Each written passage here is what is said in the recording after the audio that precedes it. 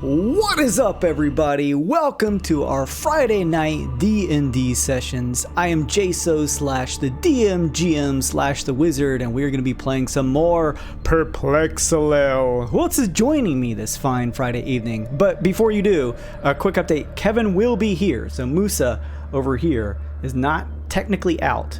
They will be hopefully joining us sometime this session. But anyways, who else is actually with me here tonight? Hey everybody, it's Luke playing Domo, Hobgoblin Warlord, that's for true.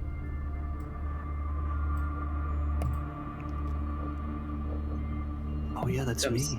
Who comes after Kevin? I heard the thing and I was like, yep, Kevin's next. What's up everybody, I'm Slim and I'll be playing Flash, your wonderful DJ, Kobold Lore Bard stuck in another dimension again. I'll play Harper, Spider Rogue, Rockstar, rocking amongst the stars, looking for that new sound that'll rock the stars. Hey guys, I'm Amanda. I play Six, the harrowing barbarian. Hi everybody, I'm Nick. I'm playing Vice, the martial artist, like in movies stuff. Punch things. Yeah. Hi everyone, I'm Maz. I'm playing Tali, Kalishtar Druid. Thank you so much, everybody. I'm so happy to have you all here, especially you, Maz. Thank you so much for hanging out with us. Before we dive in to do my normal housekeeping, I just want to throw a shout out, as always, to the artists who have created both the NPC art as well as the main characters you see around here. Thank you so much, Peachy Yuri and Iruichi, for providing that. That is very nice of you, and make sure and go follow them on their socials on Twitter. Sometimes they occasionally do commission work, so if you want to go get you some beautiful art rendered by them, go give them some love and give them some work if they're open for that. Thank you again. I also want to throw a quick shout out, because I figured I'd do this since we do kind of use some music stuff too. Music for our D20 or Roll20 rather, D&D sessions is brought to you by Tabletop Audio, Scott Buckley, and Rady Arc. Make sure and go check them out and give them some support too. Our channel here uses Twitch channel points, so as you are hanging out with us, especially during D&D times, even if you're just lurking, you're going to be building up your Twitch channel points. You can see how many you have at the bottom left of the chat where that purple weird bit icon is. You can click on that and see all of the rewards and a more detailed description of what you can do with those. There's a whole bunch of fun rewards specifically for our D&D campaigns on Friday nights. You can give people +1s to their rolls, extra inspiration. If you follow the channel, you'll get a boost to your points, and if you're a subscriber, you'll get a multiplier to your points depending on your subscription tier. So all kinds of fun stuff that you can use those for. We also use stream stickers on here, so if you mouse over the stream, over on the right hand side, you're going to see a purple heart. If you're on mobile, you'll see it right to the right side of the chat. You can use that to slap all kinds of stickers down. I still have a bunch of fun, cute, lovey-dovey stickers for Valentine's week, so those are freebies. Slap them down whenever you want during the stream and have some fun. You can also use some biddies to support the channel as well if you want to use them for that stuff too. There we go. What's up, Tiberius? Also, as of earlier this month, from the forum on D&D Beyond, the D&D Beyond Twitch plugin is no longer supported. So I've removed that for now. Yeah. How about that? Yeah, they've basically nixed it. Because I noticed it wasn't even really working for us anymore, and I said, well, I remember having some characters on here at least, and then I went to go check D&D Beyond, and they're like, nope, we're done with this. But they did say that they have something in the works for better integration between Twitch and streaming and their D&D Beyond platform. So hopefully they'll give us news about that soon. Look at all these stickers, I love it. But yeah, in the meantime, you can hang on to your pants, and I'll give you all updates. I'm kind of excited to see what they come up with next, but we don't have any word from them just yet what they're planning on. So no D&D Beyond plugin for now, but something later. I do the sticker. It's a little Simpson sticker. I do have a giveaway at some point during this stream. Someone remind me, maybe around 10:30ish, to give away another stream code for the Roll20 digital content of the newer Power Rangers role-playing game. So if you use Roll20, the VTT platform for any of your D&D games or TTRPG games, you should hang out with me perhaps around the middle of our session, and I'm going to be giving away that code, a code out to someone who is active in the chat who can speak up whenever I call out for who wants it. I'll supply that to you. You can nab it and play you some Power Rangers games, whether you are the runner of the game or just a player. You can get some friends together and try out the Power Rangers role-playing game. I haven't tried it out, but I love Power Rangers, so it looks pretty awesome.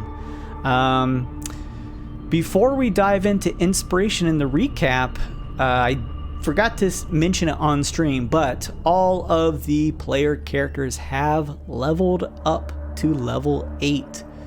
Is there anything specifically, you do not have to, but is there anything fun that you got upon level up that you would like to share?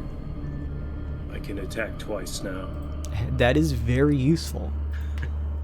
Through old age and beauty and some suave intelligence from everyone else, I got a little more charisma, and I know how to make better stage props. I can polymorph. Nice. The echoes of the universe call out to me. I hear them. They move through me. I have somehow formed a pact with these echoes, and my combat prowess has taken a sharp leap upwards as I use my charisma to swing my axe now. Very helpful. I picked up warlock levels. Sweet. Did you get anything fun, Amanda, Nick? Maz? Leveled up strength and dexterity, that's all. Okay. Woo! Helpful. Yeah, just ability score improvements. Always helpful. Same for you, Nick? Vice now has 20 dex, 18 AC, +5 initiative, +8 to hit. Holy +5 dex is so nasty. shit. And 1 extra key point. All right, this is all good to know. Make DCs higher on dex checks. Okay. Awesome. That is really cool. Let's see here. I need to hand out some inspiration for you, Slim and Amanda. Before I do that, I'm going to go ahead and play and roll our intro, and then while that's going on, I'm going to hand out the inspiration cards. Everyone gets a freebie if they don't have one at the beginning of our sessions, and then they hold on to that until they use it, and then it replenishes at the beginning of the next session. However, if they have someone from the chat gift them one using their Twitch channel points, that gives them an extra one that they can keep so they could actually stack it. So keep that in mind if you have some Twitch channel points to blow. I'm going to go ahead and run the intro, and then we'll be right back. What's up, Wonderbed? Thank you for hanging out with us. Let me play the intro, and we'll be right back.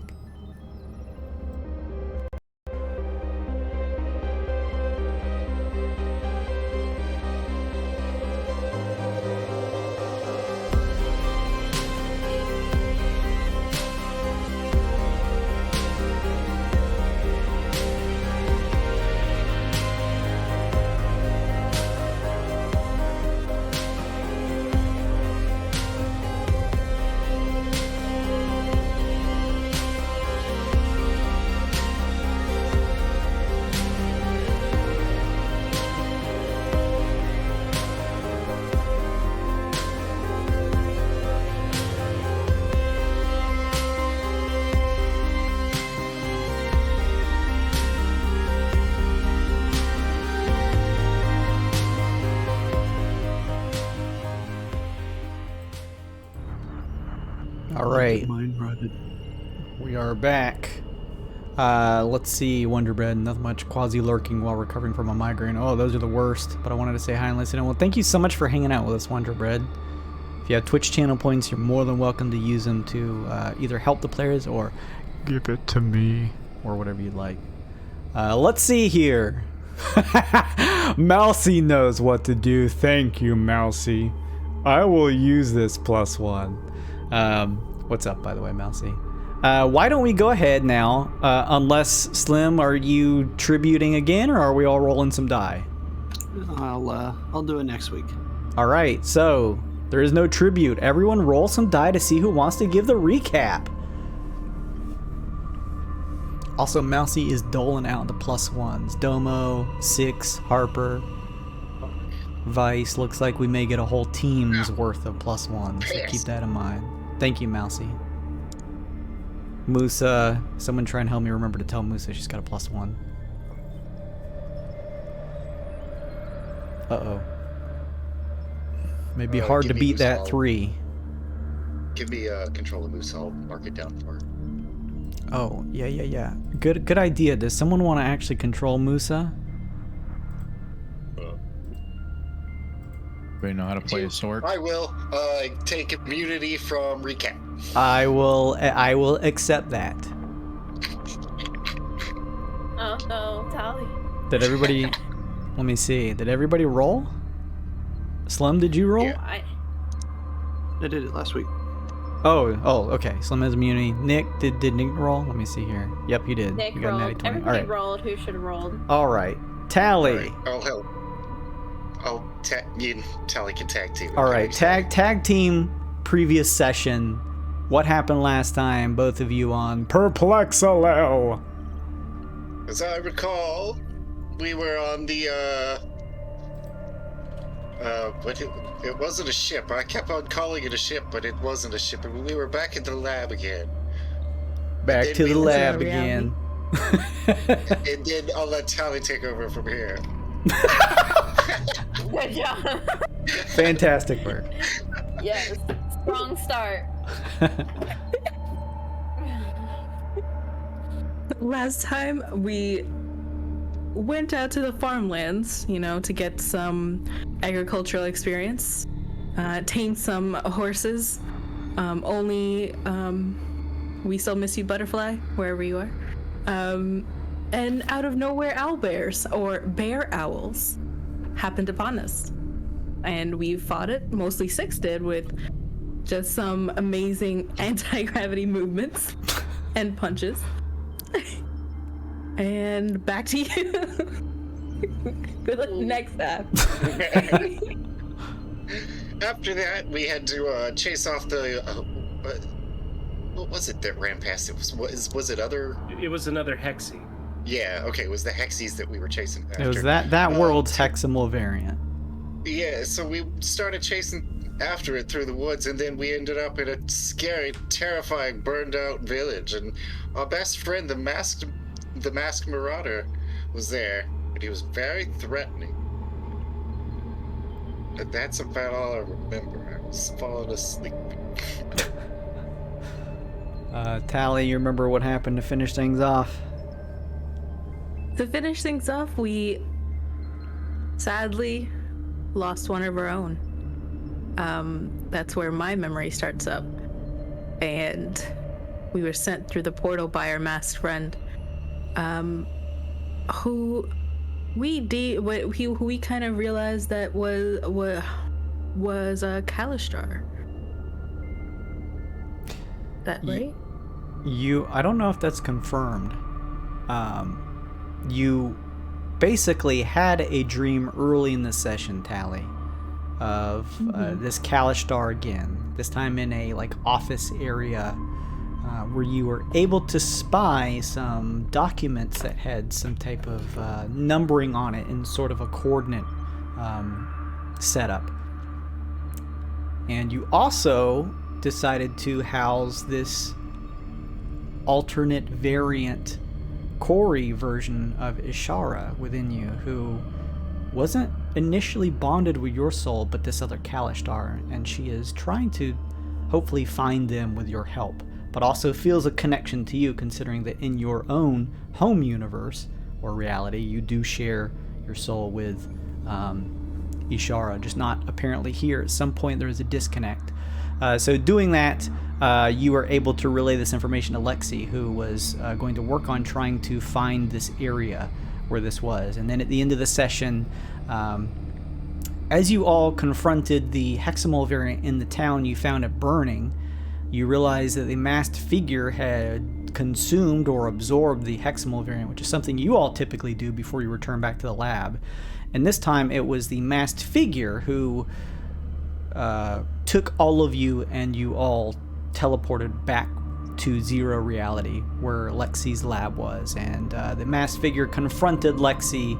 Lexe told you all to she unlocked the ability for your suits to teleport to different places or go to other collateral realities without the need for her to initiate it, and told you, Tali, to now with this ability focus on those coordinates that you saw in your dreams or your quori's dreams, and doing so began to take you all from Lexe's lab as she was impaled by this masked figure and ended up dying, and brought you to this other place, this new place, where as you looked around, as your vision began to clear, some of the first things that you saw in this new, fully strange, covered in metal place was lettering on the walls that read Dalcor Pharmaceuticals Central Processing Plant. So thank you, both of you, for the recap. That was pretty succinct. I appreciate that. I am going to switch maps and I will tell you what you see from here. Remember, that's recaps by Spider, and also Tali helped. Let's do And one after of that these. wonderful session, Tali is now keeping dream journals forever. I did not remember all of that. Let's do this.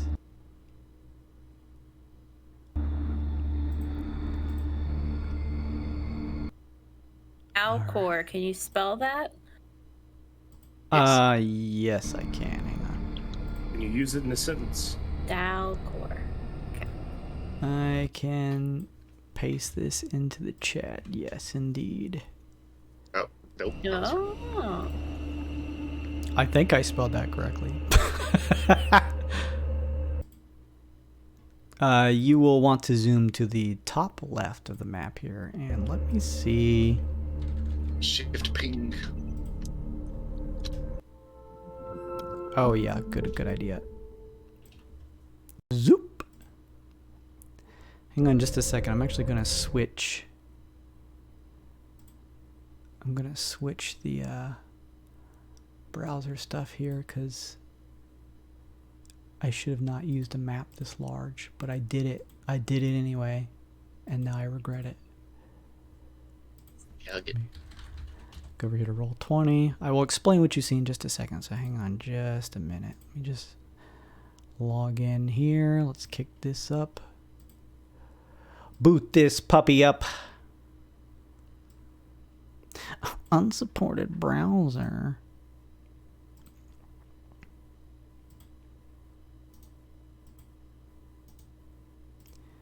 Go to my volume mixer. Pump this up and turn this down.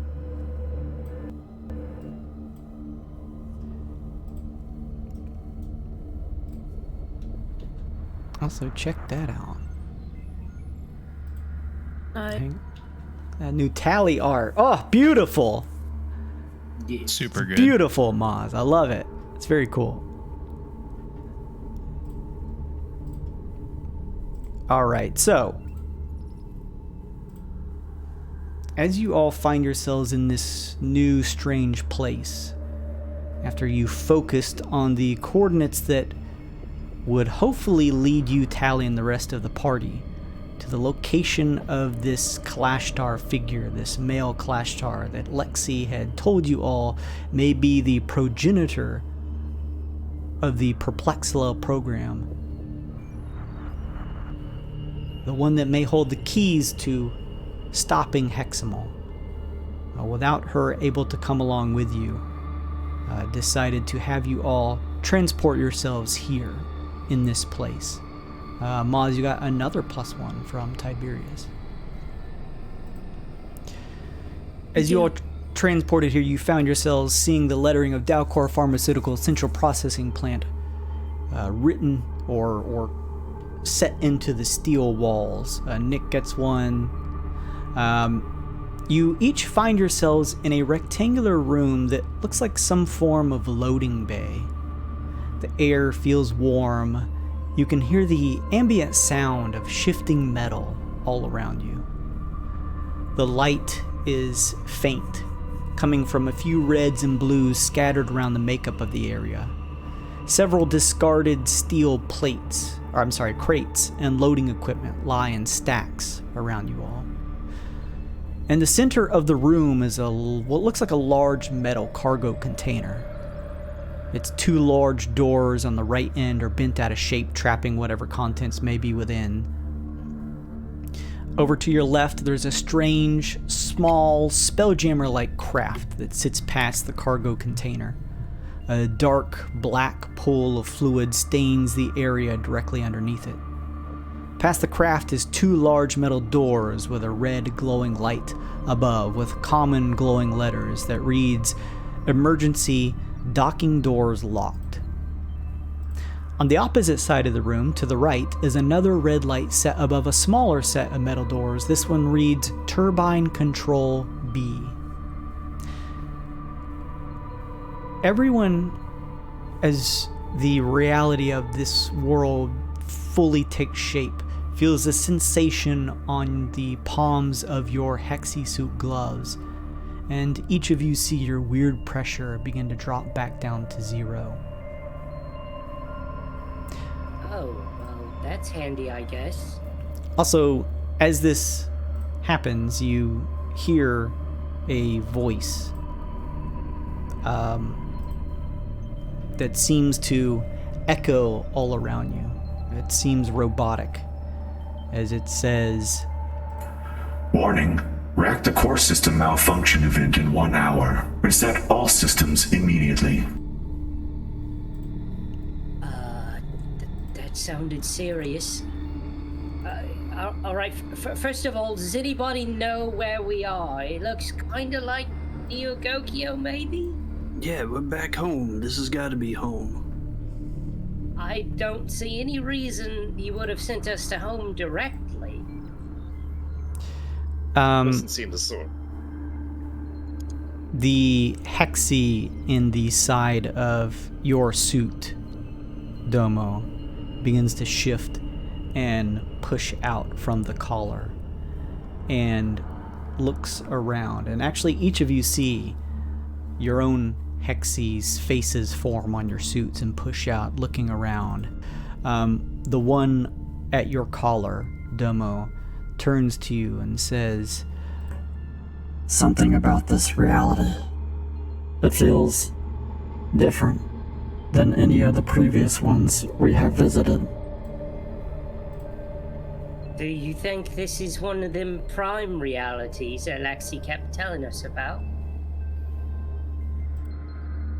We are not sure, but perhaps.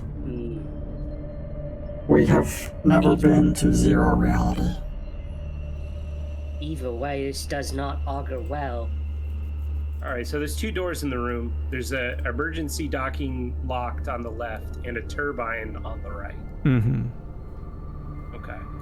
Harper, you also, in this room, have a strange, unsettling sensation that courses through your body. Something you can't quite place your finger on. It just, something doesn't feel right. You're breaking up. You said me, Harper? Yeah, Yes. Jason, you may want to check and see if your voice is coming through on Twitch, because for us, it's really robot-y. Yeah. Oh, is it? You might want to go out of Discord and come back in. Yeah. Oh, okay. It's really spotty. Oh no. We're catching the better part of 2/3 of what you're saying. Oh, let me back out then. Hang on just a second.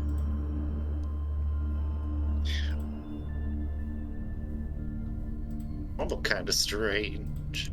Hello? Hello? Hello? I think that's better. Is this better? Yeah. Need more than 2 words at a time. Testing. How is this sounding? It's still a little crackly. It Is sounds it like still like you got a connection that's like not all the way plugged in. It's like crackling. Really? Yeah. That's weird. It is. Could just be a Discord thing. How am I on stream? Let me Tried the see. other room. Let me try and see on stream real quick here. Solid on stream. Sounds decent on stream? Yeah. Okay, so I it's guess probably that's just a better than fucking nothing. Discord thing. Yeah. Let me let me disconnect or reconnect. Fine in stream, thank you, Tisa. Sounds good to me, thank you, Tiberius. How do you do something? I don't Testing, We testing, won the testing. game. And he's coming. Yay! Hello, hello, hello. know. Nah, no good. Oh no. But I mean, for the most part, we can understand you. It's just Yeah. when it gets to the voice changer, it starts getting real crackly. Yeah. Okay, okay. Well, that sucks. I don't know what to do about that. Yeah. We got fucking Nitro on this Discord server. And I'm about ready to knock it off. What are we paying for? Okay, so we're in a loading bay of some sort. Can- Loading bay. Can I inspect this weird black goo? Sure. Yeah. Like, what's going on with this canister over here? Canister. This big thing here? No, the thing with the black goo. Oh, this looks like some type of maybe smaller spelljammer craft. Oh, it's leaking something coming out the bottom. Yeah, something seems to be leaking out. Some type of weird black type of liquid. Make a history check on that. Sure. Seem related to spelljammers. 19. Well, the 19, you're able to determine that whatever this stuff is, it's leaked out from underneath. It is dry. It's probably leaked and then dried up for some time now. It does seem to have come from the bottom of the craft. But strangely enough, you don't know that... You know that certain different... There are vehicles out there, Domo, that you have maybe seen that require sometimes certain fluids or fuels, just like any weapons and things like that. But spelljammers usually just need a spelljamming helm to sit in and you would channel your magic through it. So it seems as though this strange dried up black stuff that's leaked out from this craft did come from the craft, but you're not sure why it would need that. And as you kind of pop back up and peer through, you can see through the glass compartment at the top of the craft. As you peer in, you see a seat that is centered inside this craft, kind of in the darkness, but it certainly doesn't look like a spelljamming helm. It almost looks, That's weird. in a way, more advanced than the technology you've seen before. It's like a little tiny spelljammer without a helm. Whatever it is, it don't look like it's working. It's bleeding all over the floor. It's all dried up. Why hasn't somebody come and cleaned it up already? Terrible room service, I said. Well, you know we ain't in a hotel. Wait, are we in a hotel? Whatever you call it, whoever cleans things.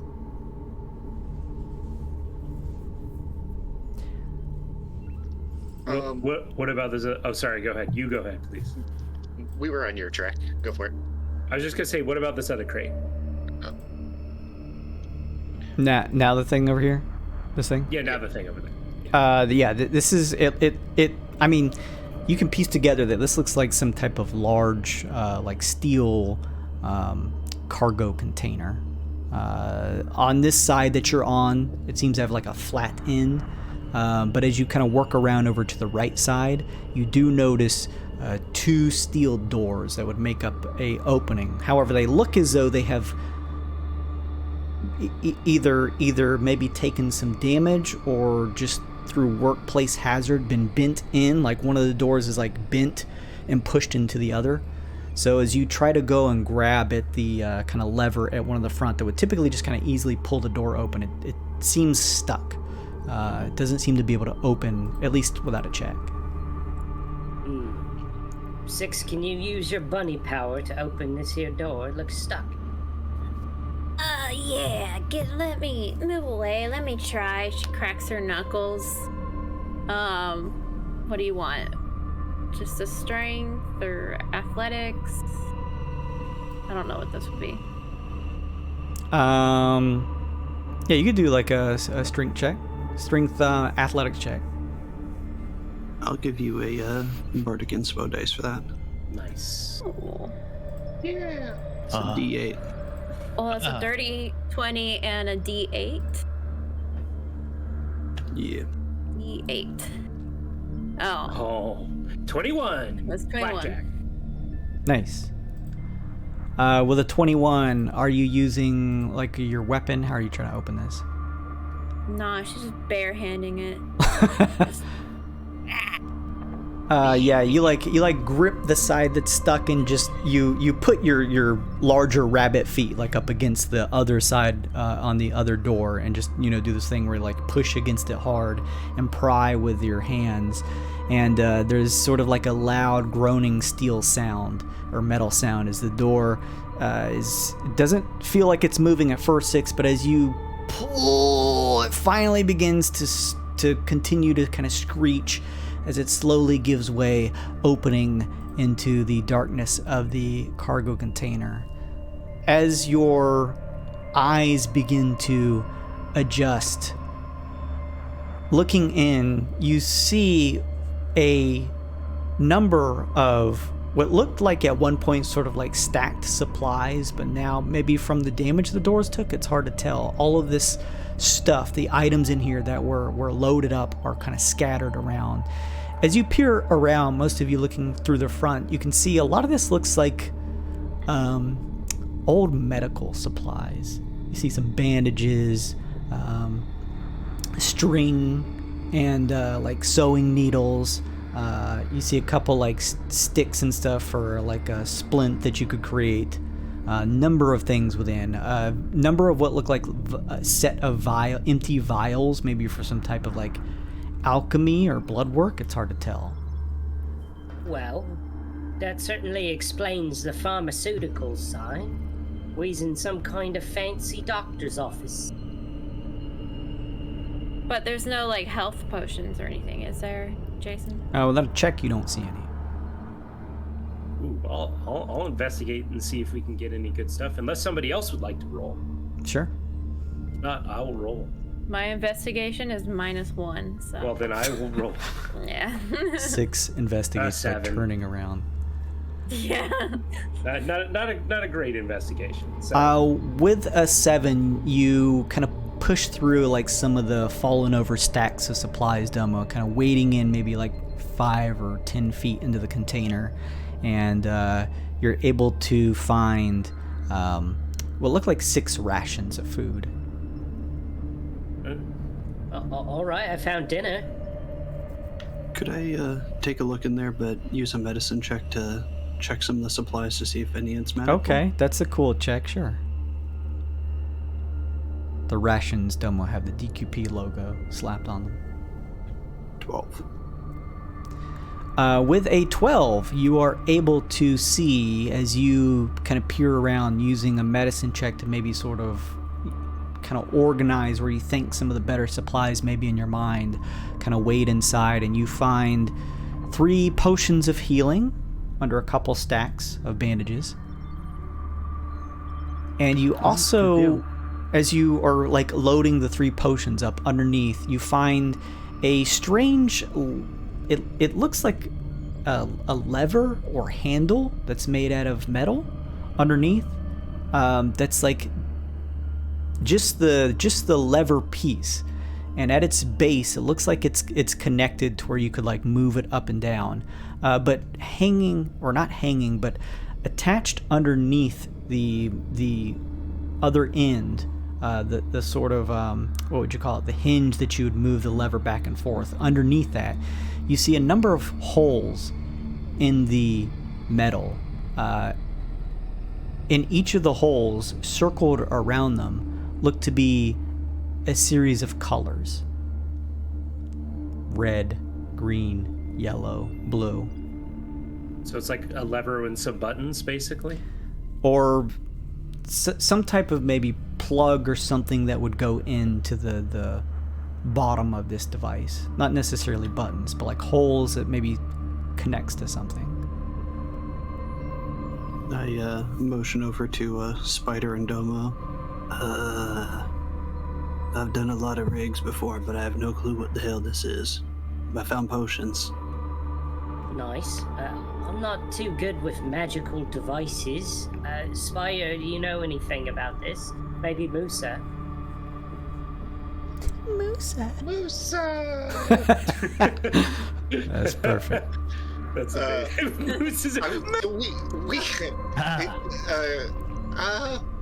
Musa's pretty good at magic, but doesn't Tali do tinkering? Or am I misremembering? Arcane check or an investigation check. Either one of those would work. I can do that. Oh yeah, I can help either of you with it. Like I'll aid you. With Yeah. the investigation check. I was gonna say, I thought I remembered Tali being better at it. Yeah. And Go for the advantage, Tally. Yeah. Yeah. an easy Whatever go-to those- for like mechanics or I can't hear you, mechanisms. You can't hear us? Hello? Hello? Moz? Testing. 1, 2, 3. Hello, Tali. Moz? It's me. Fucking Discord. It's like cutting. Good stuff, Discord. Great quality program. Do you guys want to switch No, over this to the is- other room? Maybe. Sounds like we need to. Let's try it. Yeah, It's let's like all switch over charged. to the public room real quick. Yeah. No one's there. Okay.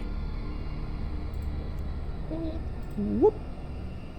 The screens are going to look weird for a second. Hang on, everybody. I'm going to open this back up, pop this back out. You still sound. Technical difficulties. Testing, Hello, hello. testing. Hello, Moz, can you hear us hello. now? Moz? Hello? Yeah, I can hear you guys now. Okay. Oh, good. Okay.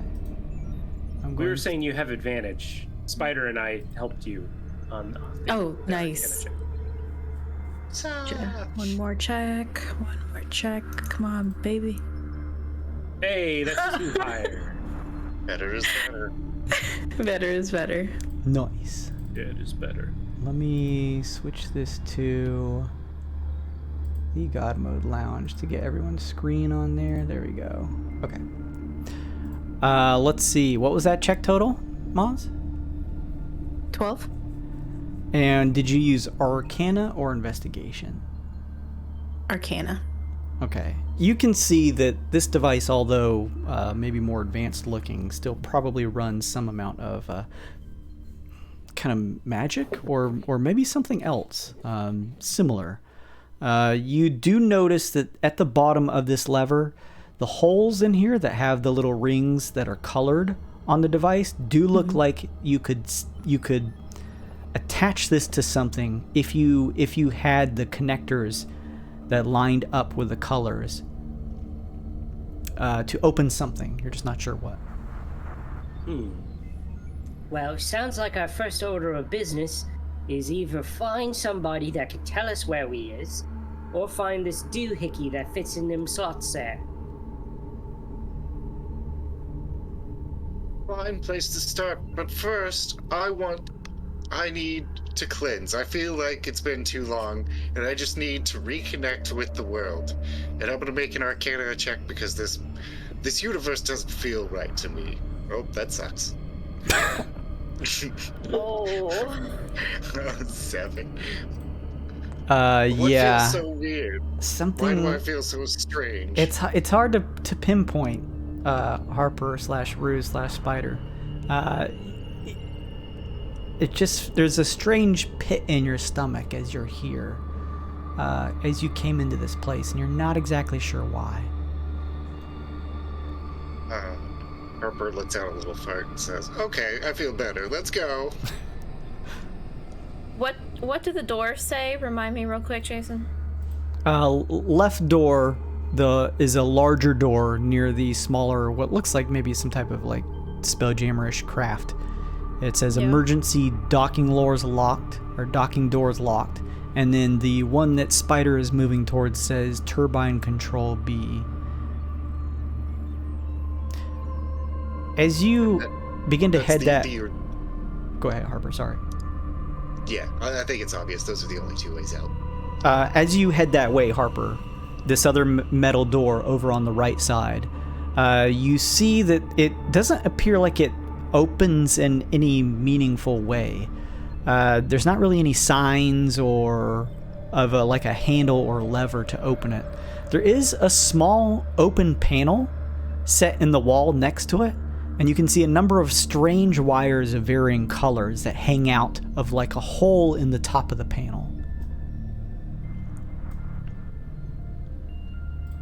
Strange hole. Ooh. Musa! Musa reaches up her magical hand through there. She's got mage hand. Did she have the thing where she could see through the mage hand or something like that? I don't think that's a thing. That's not a thing, is it? That'd be cool, but I don't think so. Musa doesn't do that. What do we have? Is there such a concept as wires in our reality? Like are there wires on a Spelljammer and the skyscrapers? No, on not Neogokyo? really. No. Okay, so we see these strange-looking artificial vine things that are synthetic and weird and have magical energy. Yeah, the level of technology in this room, as I was kind of saying earlier, is more advanced than you've seen. It either rivals that of the genius technology on Neogokyo, or may even surpass it. Wow. Well, This may be better or worse. Who can tell? I've been known to get into places where I'm not allowed before. I don't quite know what the deal is with all these strings in the walls, but I can take a look. And I've got thieves' tools. Maybe I can divine what's going on and make the wires work. Okay, sure. Should I just roll like a thieves' tools check? For Do that, that thing we do where are you trained in these tools? I do, and I also have expertise in them, and I don't know how that throws a wrench in how we're. Yeah, I think it just means I get an extra +3. Okay. Yeah, it's double proficiency. I was gonna say the way I try to do in my game is if you're trained in it, just pick a relevant skill to key it off of, and then if you're trained in it, you have advantage. All right, so I have advantage in this, and then both of these rolls are going to be with +3 because I'm using my thieves' tools, which I have expertise in. Sure. 25. Oh, nice. You quickly get to work, realizing that these strange colored wires here may have some function that helps open or close the door. You know a lot of the technology on Neogokyo, although advanced, is largely powered by magic, and probably, maybe, I don't know, some form of magic runs through here. And you begin to kind of cut away at the coloring on the wires and open it up. You can kind of see within the insides of the fibers, and you begin to kind of wrap some together, just working around it.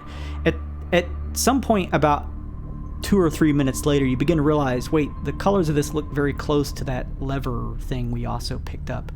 But as you have this thought, and you finish connecting a few of the colored wire filaments together, the door ahead of you begins to shift and come alive as you have successfully hot-wired it to open. Easier to get into than the patroller war room. Not that I'd know anything about that. Let's go.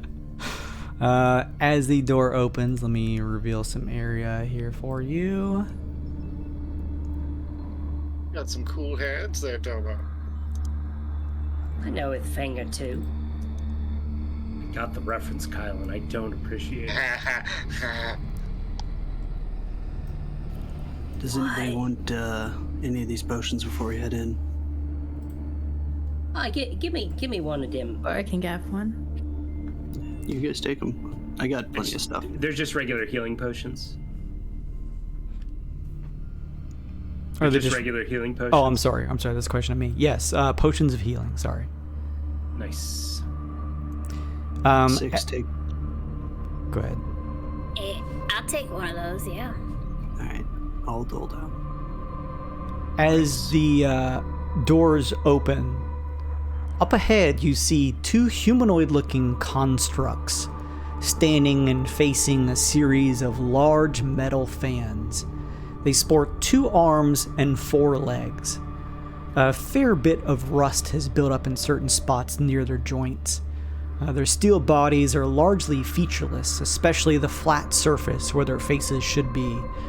Instead, projecting out from the faceplate is an illusory image of a flat rectangle with several numbers and images similar to the fans displaying 4 or so feet in front of them.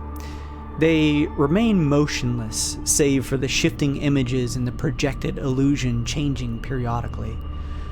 Despite their short distance from each of you, it doesn't appear like they have noticed you over the sound of the fans and the metal grinding within the room. As the door, Domo, finishes opening in front of you, the air hits you. It's hot and thick and a little hard to breathe. The fans that the constructs are near push air through the room, kicking up some of your hair as it blows by. Below the constructs, you also notice 2 weapon-like structures that sit unmoving, kind of attached to the wall. And then further beyond them, past the constructs and a yellow-tinged hallway, is another closed steel door. Written on it in common above, it reads Servo Systems. You can read all languages. It says Servo Systems. Ah, very astute. Well, these look like warforged or arcane golems like the maesters have, which means they might be, none too kind to trespassers.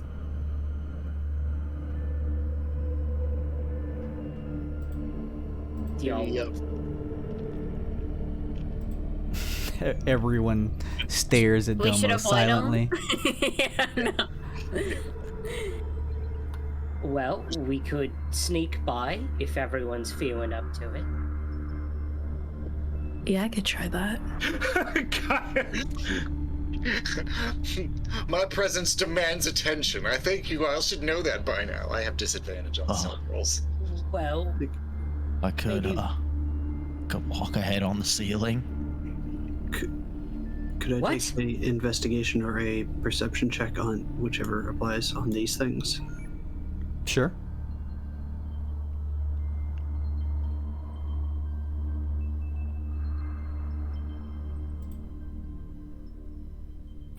Yep, that looks like metal. Only there was a back door to hack. They look like some type of stationary device with long metal barrels, reminding you of the gunpowder and some firearms that you've seen that are present in the Twixt. So they do look dangerous. okay, Dim's guns. All right. Actually, I think I can help, says Musa. Does anybody else know any technomancy? I know this spell called On Off. I could turn one of them off really quick, but I don't know the spell well enough to know if that's a good idea, and I can keep on doing it. It sounds like a good idea. It sounds like something that's like a cantrip. Yeah, sure is. So it's not like if I turn one thing off and try it again, it's gonna fail, or turn the thing back on. Can you put it in Roll20? Yeah. Just put the Yeah, I think this is it too. Let me grab this. activate it. Electronic or Magitech device, as long as the device is clearly defined, on or off function that can be easily accessed from outside the device. Oh, so we could have just used this to open the door. Neat. I'm sorry, I was nervous. Any device that requires software-based shutdown sequence to activate or deactivate cannot be affected by this cantrip. Oh, cannot. Okay. Yeah. I imagine robots probably don't have on-off. Yeah, something tells me if you got a big cannon, you don't just put an off switch on it. Okay, sorry. No, it's a good thought. It's a good using your noodle. Maybe they'll like give us directions. Maybe we could just talk to them. Yeah. Hey, Rob. Thank you. I was gonna say Musa would at that point charge off, but 6. Thank Yeah. you. Oh no. Musa will arms behind her anime run. Keep up with 6. Naruto run. Why is she Naruto running? Oh no, like standing upright, like. Oh. Why is she Ed and Eddie running? There you go. That's a better description. All right, Well, so not. as you call out 6, the nearby construct, the illusory image displayed in front of it dissipates, and it begins to turn your way to view you. As it does, it kind of pulls itself up, its 4 legs kind of pushing itself so it stands nearly at about 10 feet high, and its arms whir around, and it begins to charge your way. Please roll me initiative. I mean, Terrifying. it was gonna happen one way or the other. We just ripped the Band-Aid off, really. There's only 2 of them. How bad can it be? You. Famous last words. Why? There's 2 of them, and there's 2 like tanks down at the bottom. Oh, Not raining. Could we have stealth past them? No. There's we'll only never 2 know Abrams tanks, guys. How hard could it No, be? we'll never know. We probably not could have all stealth past him. Well, I have this new spell, but I don't know how to. Yeah, I have that one. Pass without trace. I just would've done got the it. trick for sure. Yeah. I didn't know until I read it. It's all right. It's great stuff, though. Something tells me that's gonna come up again, so don't worry about it. Yeah. I just got that. D20 -1 from Musa's initiative. yeah, that may be helpful Pass somewhere. without trace is legit an amazing spell, though. It's like, oh, you have people that are bad at stealth? Not anymore, you don't. It erases my disadvantage, pretty much. And then some. And then some. Alright. Oh no. Oh no, that's a lot of above 10 initiative for the enemies. Right. Everyone got their initiative entered in? Mm-hmm. All right. Going in turn order. Vice. You are up. This reminds me of Battlestar Vice. I know what to do here.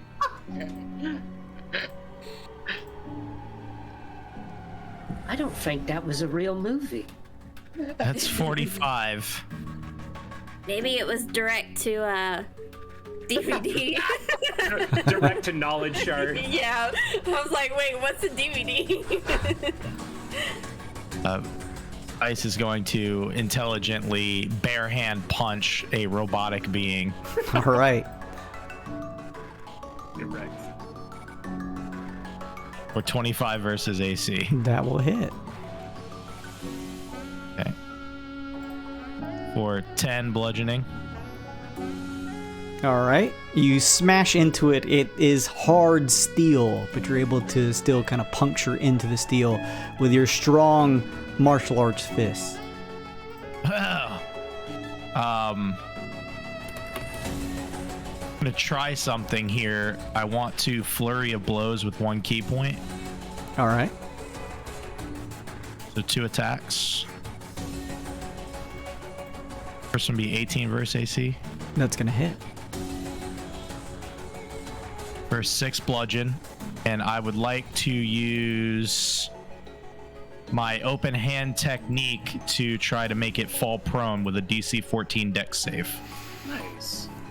Okay. I thought you were open hand. That's going to pass as you kind of smash into one of the 4 legs.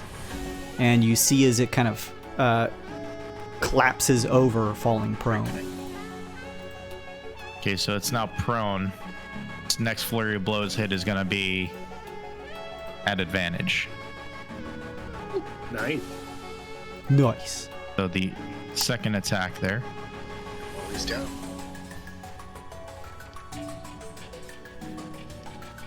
Be 25. 25 is gonna hit. Be an extra 7 bludgeon. Nice. You kind of just ta the metal construct in front of you.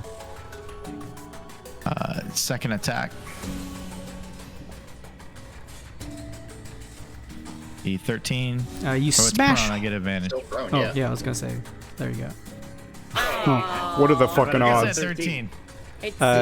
You strike hard into the side, but unfortunately this time you don't hit with enough force to puncture the steel of the construct. Okay. Since I'm in front, I'm going to get patient defense, can I? Yeah, one key point, take dodge action. Okay. Nice. Nice. So that's 2 key points in 1 turn. And that'll be it for me. All right. Harper/Spider, you're up.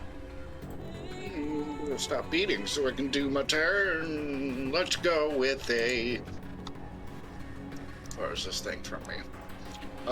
Is it looking... How's it looking after its tumble with ice?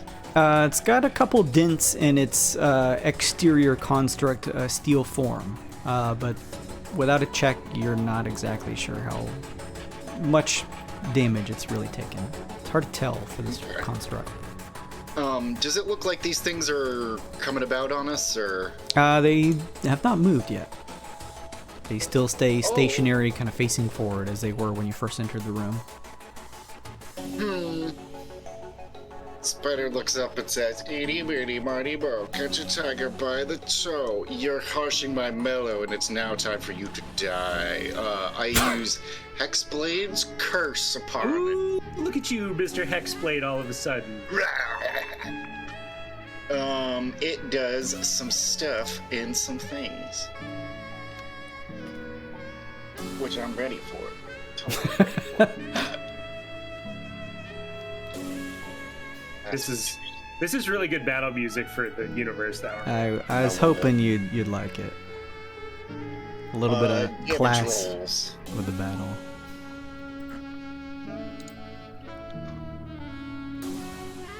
Just the damage rolls. Okay.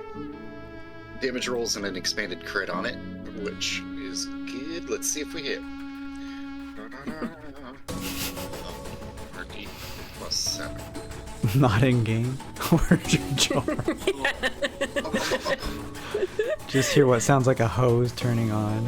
And then I took a good swing with my axe, and another good swing with my axe. 22 and 23 to hit, respectively. both of those will hit. You've got advantage if you want to fish for crits because it's still prone. Ooh, actually, I do. I will, for the first reroll, and for the second reroll. Okay. No. Nope, but those first two still hit.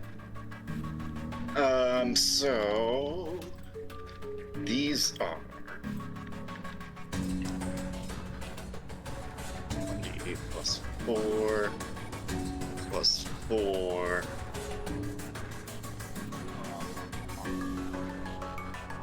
Don't forget that.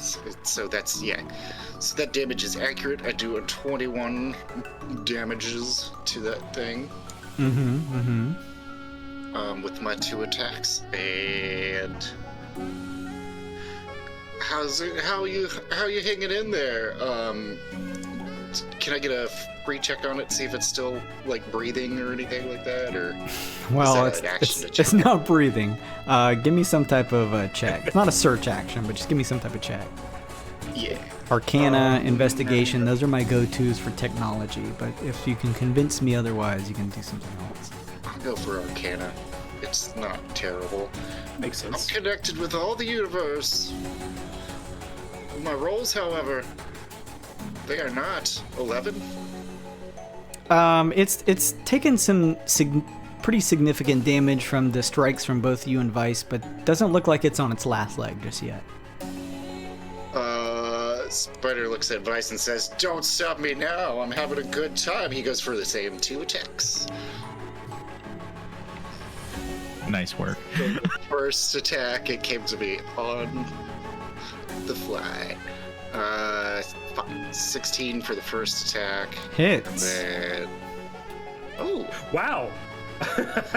And then it looks like a 16. Oh no, it's a crit! Oh, nice.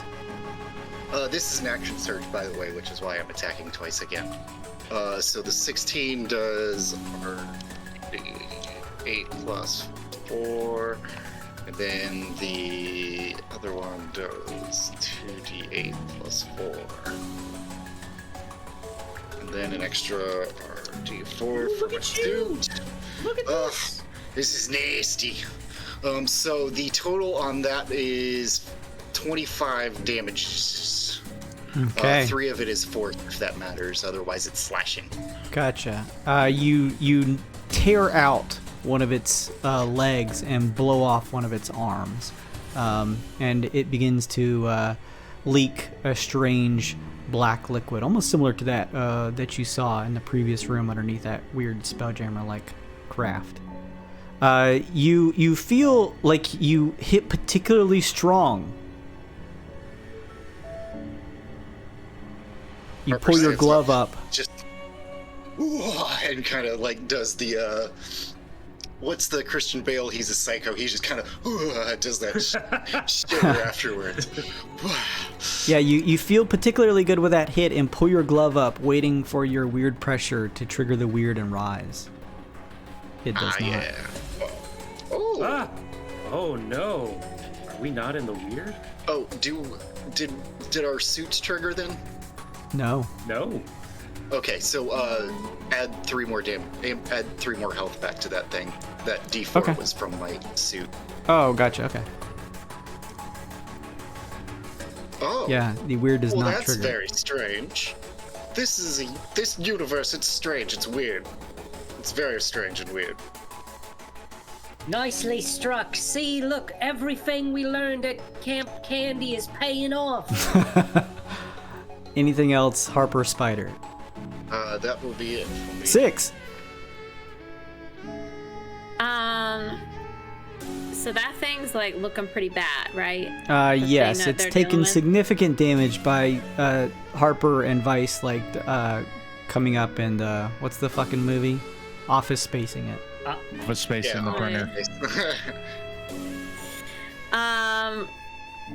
So I'm guessing that 6 can tell that this thing is like a bad thing. Yeah. Flash was able to determine that it definitely looks like something that could fire on you guys, as it looks it's got long barrels similar to firearms from the Twixt. So she's going to run up and with her warhammer try to smash it. All right. Wait. First she's gonna rage. Hold on. Let's not be crazy here. Okay. Not gonna go real ridiculous. Crazy. Come on. Yeah. There we go. Oh, excuse me. Ooh. Light and throne properties. Cool. Nice. Cool. Alright. Now she's gonna attack. Boom. Ooh, that's a crit. Oh. Holy shit. The crits. So, let's see here. 28 will hit. Let's go. And I'm guessing 19 hits as well. 19 2 attacks. will hit. All right, cool. That's 15, 14, and then I add a D8, right, for the crit. Whatever dice you would roll along with your attack, D10. you roll 2 of them. Two-handed, yeah. 2. You roll it twice. Okay, so 15, 14, and 2 damage. And I guess it's force damage. Should be 1. Because of her thing. Her wild surge. Oh, okay. Yeah. Let's see. 15, 14. So what? 29, 31? 31, yeah. All right, gotcha. Okay, yeah, you're attacking with your warhammer? Yeah. You like just bash into the thing. You like bend the actual barrels of the device, and then you begin smashing at the like metal column that attaches it to kind of just the metal below it. Just smashing into it, you see sparks of what look like electricity, kind of fire, as you just smash into it, dealing pretty significant damage to it. Oh wait, and because of my rage, I add something to it, don't I? Yeah. That I do not know. Plus I don't know two. how that. +2? Yeah. Proficiency, maybe? Or It's plus 2 melee damage. Yeah. So that's 33 total. All right. Yeah, you run up and just use your warhammer to just like whack-a-mole, just smash into this thing before it even fires up, if it will. Nice. Is it 2 per hit or 2 total? 2 per hit. You're right. 35 total. Oh. Keeps getting better. Even more significant. Okay, nice. Anything else 6? That's... Actually, she's gonna move...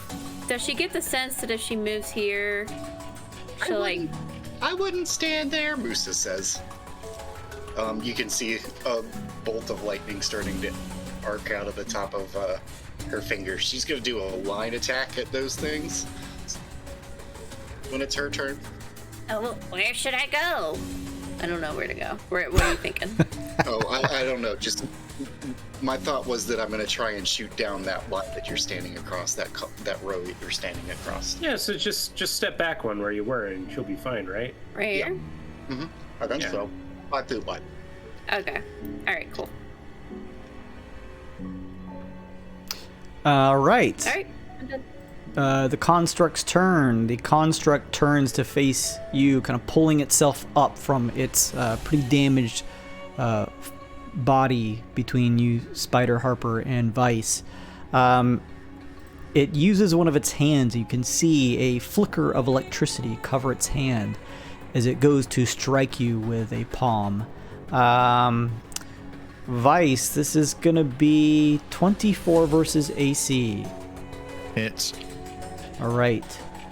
It strikes into you for 10 points of lightning damage. Ooh, lightning. As your body reels Real back. lightning. Shocking. Reminds me of when I put that coin in the electrical socket. It attempts to hit you again, Vice. This time for 25 versus AC. 25 will hit, yeah. And that's an additional... Sorry, I have patient defense. They're at disadvantage. Oh, good point. Good point. Let's re-roll those then. First one is going to still hit. The second one is probably going to miss at 15 versus AC. That'll miss, yeah. All right, so you take the initial damage and nothing else. It is the turret's turn as it begins to whir to life, shifting and moving this way. The one closest to you, 6.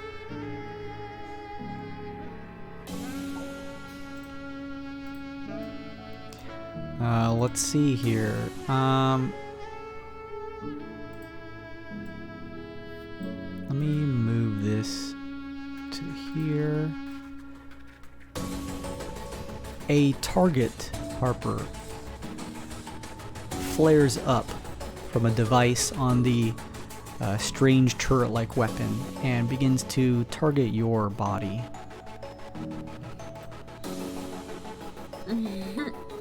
17 versus AC. Ish. Who? Nice. All right. It fires what looks like a volley of searing hot metal that shoots out from the end of the barrel that shoots towards you, but you're able to shift and it kind of bounces off of your armor before connecting with you. Ooh. That one's done. This other construct is up. It moves 1 here, and it's going to shift. It brings both of its hands up and they begin to whir together with an electric hum, and it places its palms together and throws and thrusts its 2 hands forward as a static discharge shoots out 60 feet. Let's see. 60 feet. Oh, fuck. No, hang on. Let me see here. Yeah, that's only gonna hit. It's only gonna hit Musa, but that's okay. That's okay. It's fine. What looks like just lightning bolt fires off from the two hands of this charged electrical current from this construct towards Musa. I need her to make a dexterity saving throw. I don't think she's wearing. I'm going to. Go ahead. I was just delaying to look to see if she took the obvious wizard spell. No. She did not take absorb elements. Damn it. Okay, what's Dex save. What you need? Dex. Dex save. Oh, fuck. I'm gonna use +1 on this so that it's an even roll. Oh yeah, 19. No, holy shit.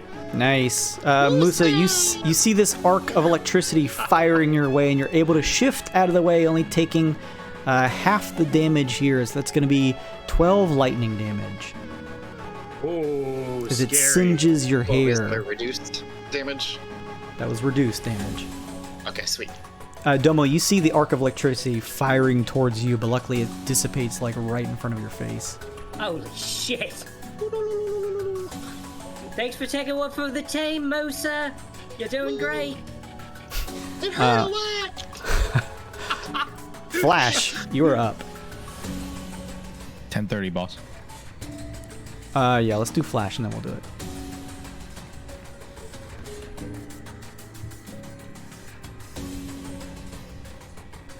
Flash? Hello? Is it my turn? Mm-hmm.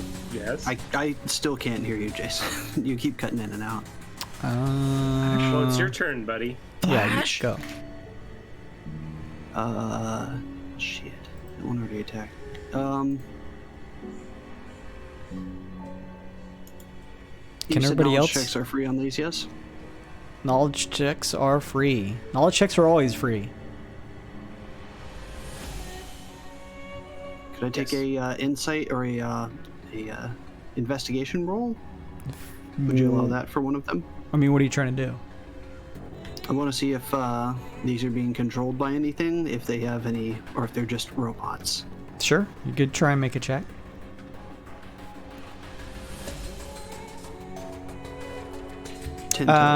Difficult to tell if they are being controlled remotely or not with that investigation check.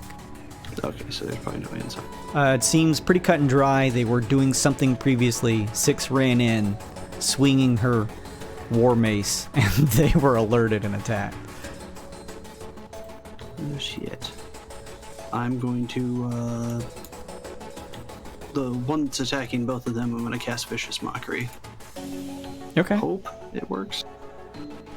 DC 16 Wisdom.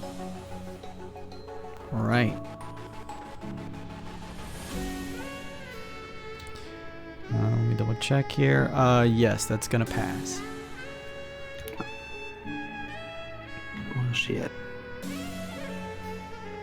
You yell some nasty words at the construct, but it does not appear fazed by your remarks, unfortunately. That's it then. You don't get a bonus action? I Vicious Mockery, but I was saving, or You got Bardic Inspiration? Bardic Inspo, but I wanted to save it for cutting words in case anybody gets blasted by something heavy. That's fair. At least for the bots. It won't work on the turrets, I don't think. So, anything else? I'm done with my turn. Okay. In that case, it is the other turret's turn. It is going to place a target on... Let's see here. It's going to place a target over on 6 and fire her way. Excuse me? Nani? Not me.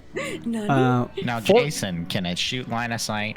Yes, technically. 14 versus AC. That does not hit. Oh, man.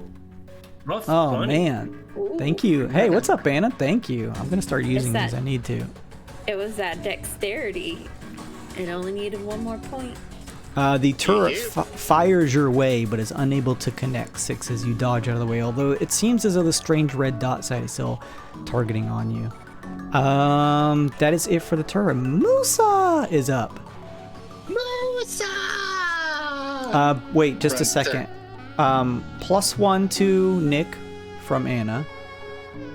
And then anybody in the chat, if you use Roll20 and you would like a digital code to get the content for the new Power Rangers role-playing game, speak now! Let me know if you want it. First person to punch it in the chat saying they want it. I'm gonna let them be the winner and give them the code. Congratulations, Tiberius! Thank you for hanging out with us. You've won the digital code for the Power Rangers role-playing game for Roll20. I'm gonna message you after the stream here and provide that code to you. Thank you so much. All right, back in the game. Okay, go ahead, Kyle, for Musa. Musa runs up and ka-cha! Finger blasts a giant arc of electricity that just rips for 100 feet in that direction. Obviously until it hits that wall, I suppose.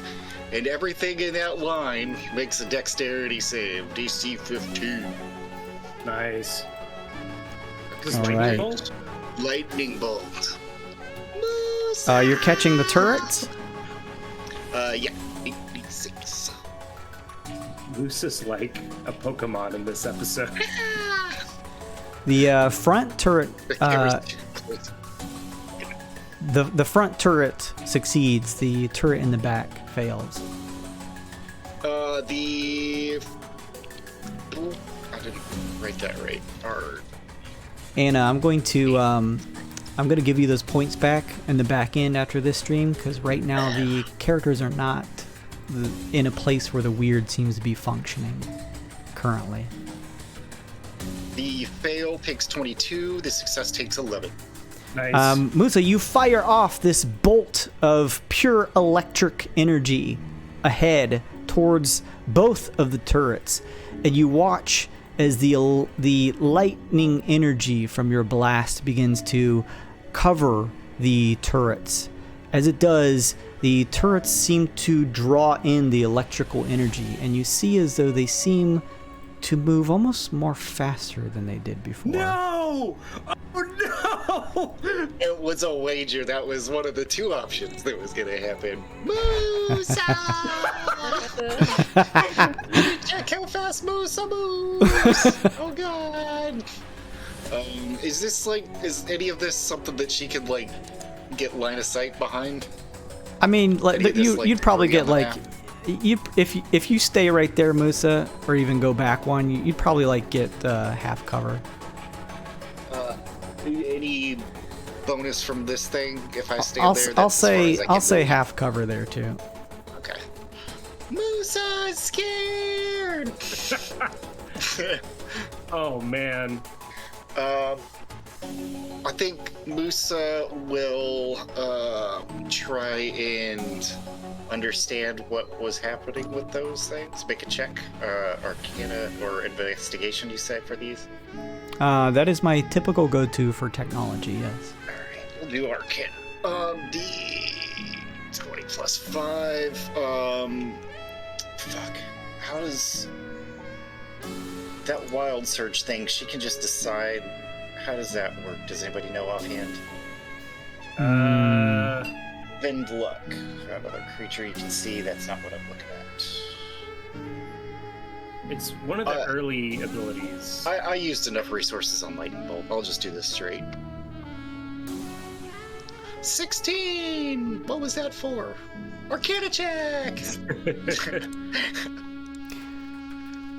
Your party, Musa, has been pretty good about figuring out that, just like anything else from the Twixt, things in this, wherever this is, require some type of energy, whether it's magic or some type of fuel or ammunition.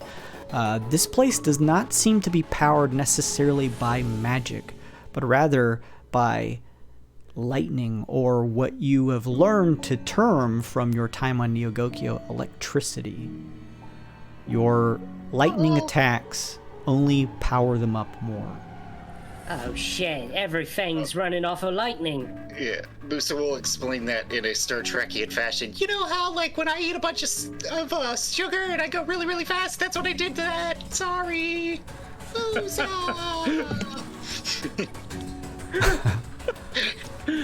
And that'll be it for her. All right, Tali, you are up. See, I'm gonna move Tali closer. 1, 2. Wait, 1, 2, 3. How much is a box? Forgot. 5 inches, or no, feet. Oh. Sorry. Okay. First, let's see.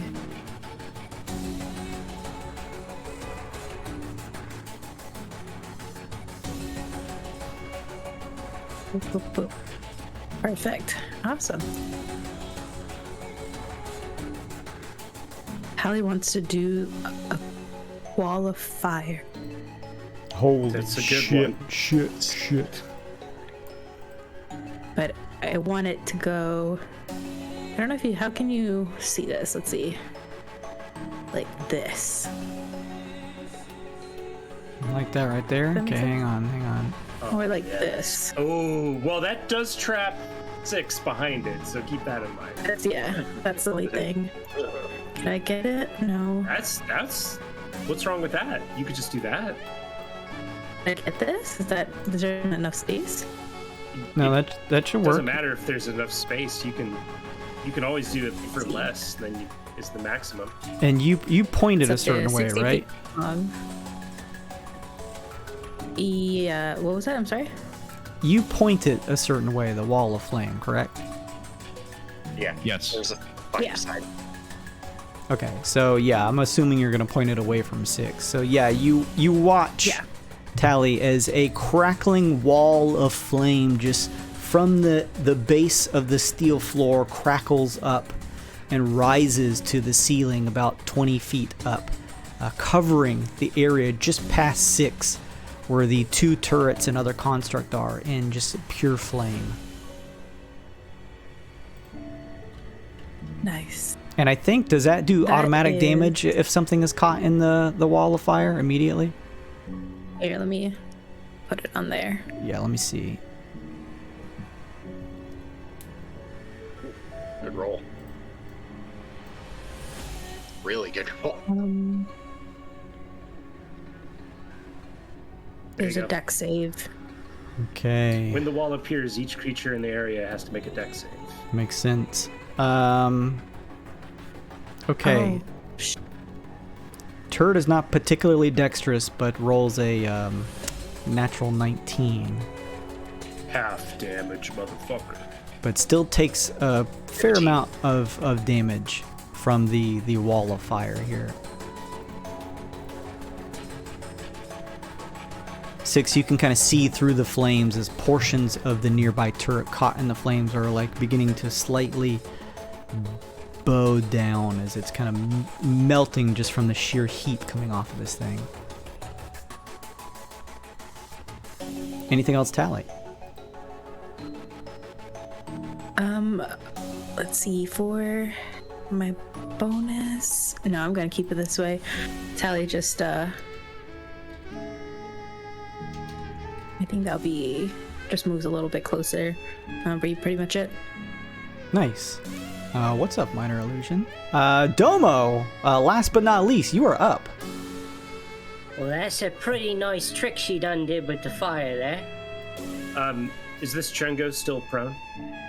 On its turn, it would have stood up, so no. Okay. In that case, I am going to shoot at it. All right.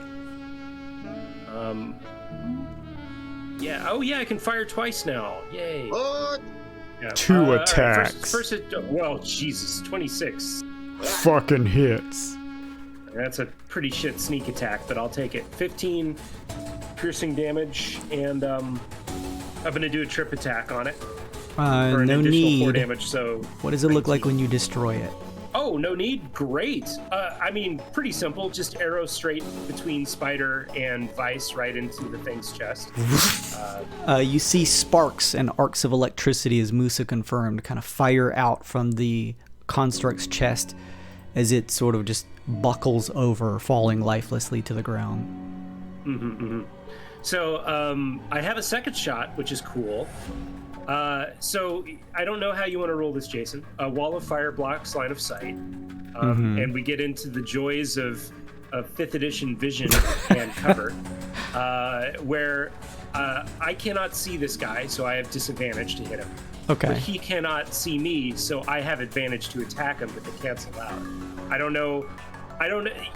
Rules is written, I can shoot him just fine, but I personally, as a DM, rule it that you always have disadvantage shooting through an obstruction. Yeah. I don't know how you want to do it. I'm just going to do Occam's Razor. It's hard to see through the firewall. You have disadvantage. Yeah, isn't it great that that's not how it works according to the rules? Anyway, I'm gonna disadvantage at this chungo back there. Okay. They try to 4D chess it, and it just more like complexity the arrow's on needed. fire, so it's like better, isn't it? Oh, critical fail though. That is unfortunate. But, hey, no weird. So. Oh wait, yeah, that's right. Okay, never mind. Was that a crit fail? It was a crit fail. Tali, make a dexterity saving throw. Ooh. I mean, he's fine, right? Wait, who? Tali. Tali. Oh, Tali. Oh shit. I'm sorry, Tali. Friendly fire. You got this, Tali. Yeah. You got this. Dex save. You can do it. Oh no, Tali. Tali. Sorry. Musa looks at Tali and says, "Your fate doesn't suck today." Reroll that. Yay! Bend luck. Bend luck. Yeah, boy. Reality change. It's so bad. Tali, you hear the. Tali, I'm so Can I use one of my +1s on that? No. You could put 1, but that's just gonna make it 4. You hear the familiar sound of Domo's, just like bow, right? Hey, it's just a longbow. Longbow firing off, expecting an arrow to whiz by you just like it did Spider / Harper and Vice, but instead, Tali, it catches you in the shoulder for 13 piercing damage. Oh, I rolled max damage too. I'm so sorry. Oh.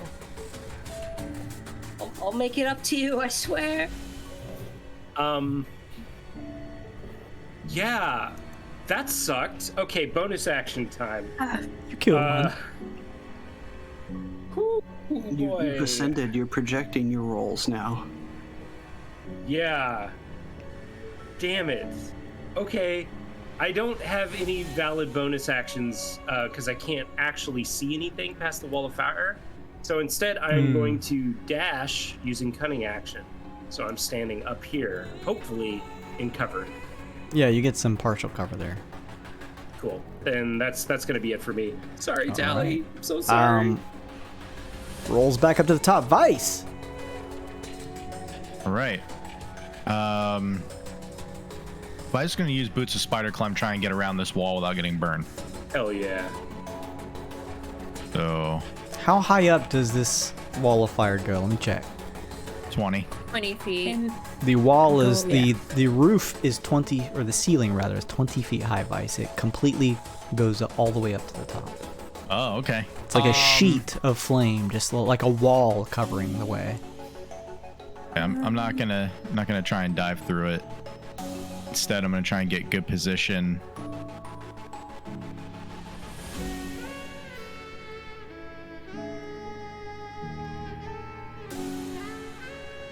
Jump, jump, jump. I'm all right. 15, and I will take the dodge action. Okay, you kind of post yourself up in between these two large turbines, as they're called. The whirring sound of the fans is beating in your ears as you kind of stay close, and you can feel the heat of the wall of flame next to you. Anything else? No, I feel like I'm good in this spot. Thank you. All right. Spider, Harper. The wall of flame is opaque, or It is opaque. oh, Yes. all right. When this thing died, because I'm a novice warlock, I would have moved my hex to this guy and gained 6 HP. Can you see him to do that? Do I need to see him? I'm a novice, you see. I think it's on site. I would imagine it's on site. More than likely. But we can see this one then, right? Just peeking through. Technically, no. It is behind the wall of flame. Well, excellent use of that class ability. Sorry.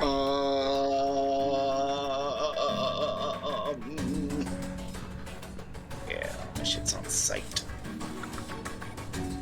You can still target stuff, like with like Eldritch Blast. Eldritch Blast and stuff, yeah.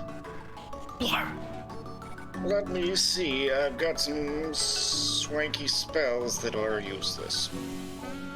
Whoa, actually, You have any AoE? no. Yeah, okay. I will hold an action to not hold an action. I'm going to try and blast this one that's targeting me. Stop looking at me. I don't like the way you're looking at me, but normally look at me. I'm gonna Eldritch Blast. You aim in the direction where you think it is. Yeah. Spells. Eldritch Blast. Let me check this before we rule on it. Ooh. Yeah, okay, yep, all that's good. Besides damage rolls. 16 to hit? Or 19 to hit? 16. So it'd be with disadvantage. I'm assuming the 16. Right? Yeah, 16 and 19. Okay. 16 just hits. Just hits. It does a whole 5 force damage with both of those attacks. Welcome to Kelpie's curse. Oh shit. You fire off. What and, color is your Eldritch Blast? It is pyro. It is pyromaniac purple. I think we'll go with purple. All right. It's like Fire. a Lisa Frank color. You fire a beautiful purple Eldritch Blast into the fire, and although you cannot see it, you hear the electrical sparking and loud sound of a turret being deactivated. Ooh. Good job. I'm gonna move up in here and look like I'm impressed. I'm just gonna like pose in front of the firewall. Somebody take my picture. I could use this for my next album cover. And that will be everything from me. Oh no, I summoned Baz next to me. I can use that as my bonus action. Oh, okay. Is that it? That will be it. I'll put him there. All right. 6. You are up. Alright. Let me just look up something real quick. There's a huge wall of fire in front of you.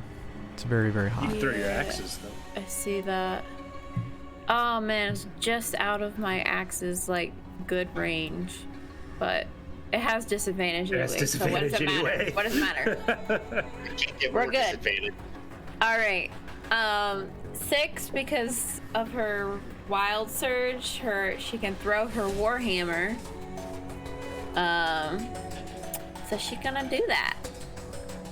Ooh, Sure. 26. What's disadvantage? With disadvantage? Gotta take all. 16. You chuck it into the flames, and you can audibly hear the sound of it catching against the construct that hits. Nice. Nice. That would be. That's a Wait, is warhammer. this two-handed or one-handed? If You I'm can't- just No, throwing. you're throwing your axes, not your warhammer. No, because of my wild surge, I can throw my Oh, warhammer. you got that again? Yeah. Oh shit! So is it two-handed or one-handed if I throw it?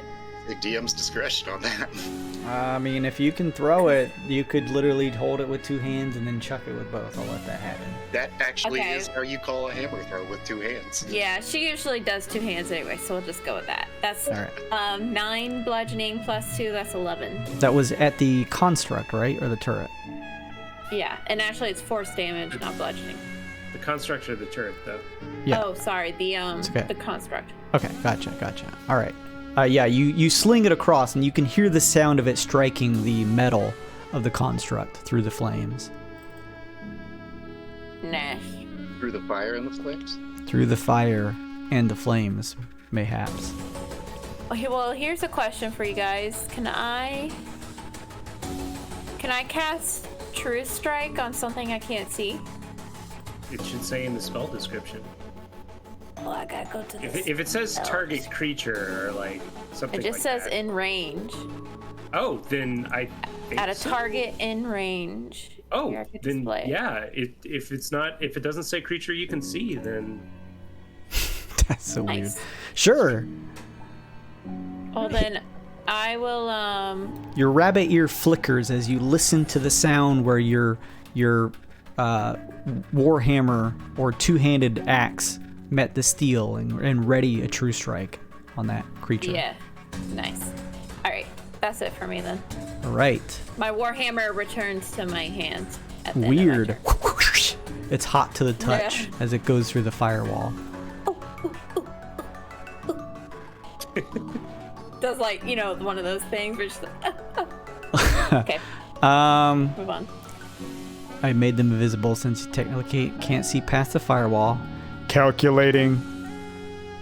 Harper, you are throwing your hands up, kind of putting yourself up against the flame wall, asking if this could be your next album cover, when a huge arc of lightning fires out from the wall of fire right towards you. I need you to please make me a dexterity saving throw. Please, somebody tell Are me you- they got a picture of that. That's Are even you- more badass than before. Are you wearing armor made of metal? Oh boy, yeah, I am. That's Oh, going to be no. with disadvantage then. A disadvantage. I'll add a, one of my plus ones to, ooh, actually, hold on. I'm just gonna retire immediately, reroll a d20 you just rerolled. Lose the d8 life. I am gonna do this. I am going to have advantage and immediately reroll one of them. So I'm gonna take 3 whacks at this. nice. Okay, you got it. Or I guess 2 whacks at it. Sure. I have disadvantage, and then I give advantage. And then I'm gonna interrupt myself and give myself advantage. Yay, 20! Okay, yeah, you're able to shift out of the way, only taking half damage. That's going to be 13 points. Shit, I didn't. Was that a d8 or d10 life? What? I think it was. I'll go for the harper. That card I had to take. Oh, okay. Well, that's fine. 3. All right. You take 13 points of lightning damage, shifting out of the 13. way. Ouch, my bad.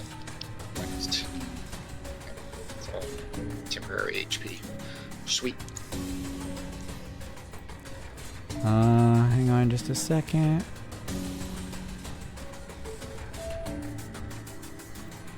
All right, Flash, you're up.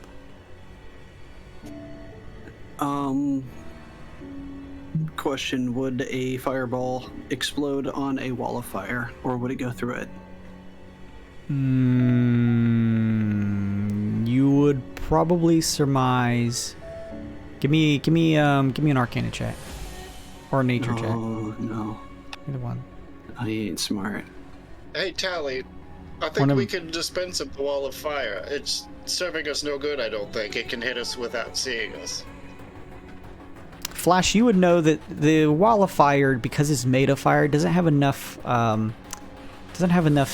strength to it, enough solidity to explode your fireball. It would go through it.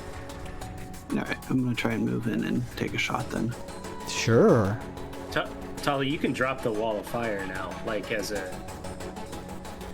Could I do it now or just on my turn? It's not well. No, it's a free action. You Yeah, can just do it whenever. anytime you want, you can do it. Yeah, yeah. Tali, that's down.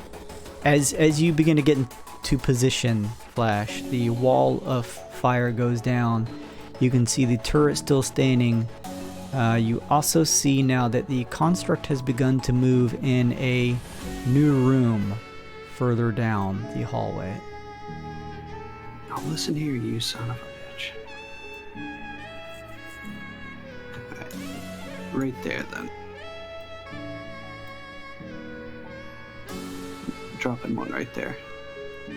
All right. What do you need from me? It is a... Make sure I have this. DC 16 Dex. Oh shit! I just looked down the rest of the hallway. Turret fails, and the construct passes. So it's Nice. 27 to the turret and up or down, I can never remember. Always down, we'll say. Down. So 13 to the robot. All right, 13 to the robot. You got it. That's gonna bring this robot here. A huge, massive fireball from Flash's fingers flicks out and explodes the area in between the turret and the construct form. As this happens in the other room further down, you can see a few other construct-like creatures that begin to slowly shift and turn from the loud noise and the damage that it creates.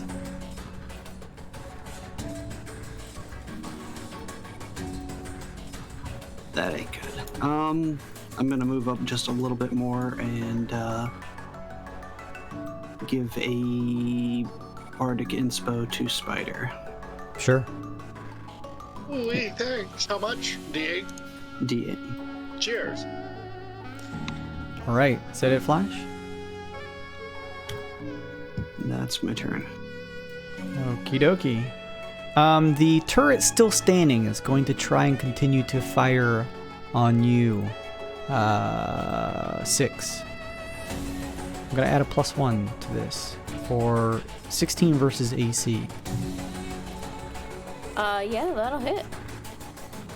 Searing hot metal is let loose from the cannons of this turret, striking you for that is going to be 13 fire damage. The red target forming on you as it did previously, as it seems to have locked in on your position. That is going to be it for the turret. Musa, you're up. Sucks! No idea what she's doing! Shit! I forgot I was playing 2 characters. Let's just go with a good old firebolt. What's looking, what do we, let's go on this one. One cast? Sure. I feel bad spending all of his resources. Oh, that's true. Spell Is that slots. short rest for any of this stuff?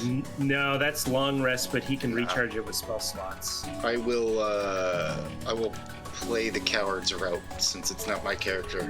I will do a single cast. Actions. Firebolt is a +8 or D20 +8. Musa! Oh, that would be awesome. Hold on. Let's do it for real though.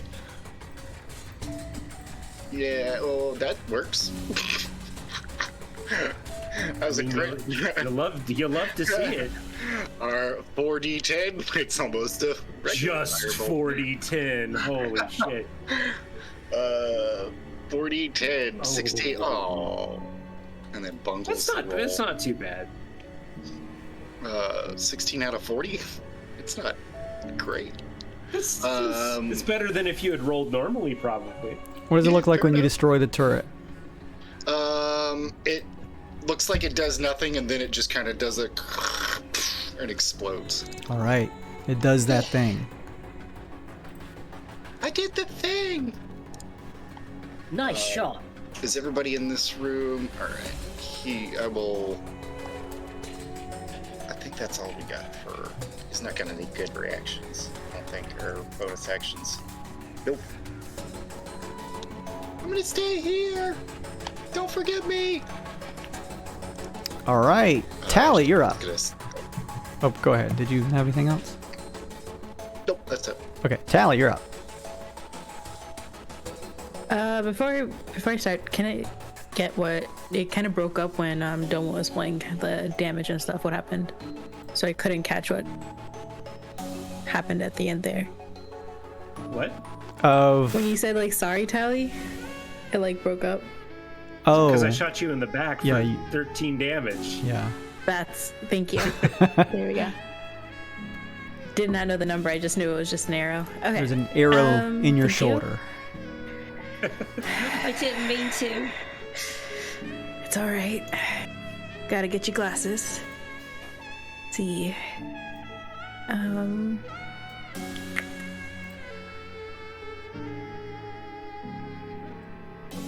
We gotta make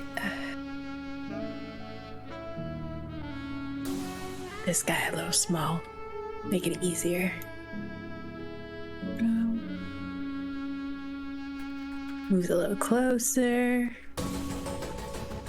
And where is that?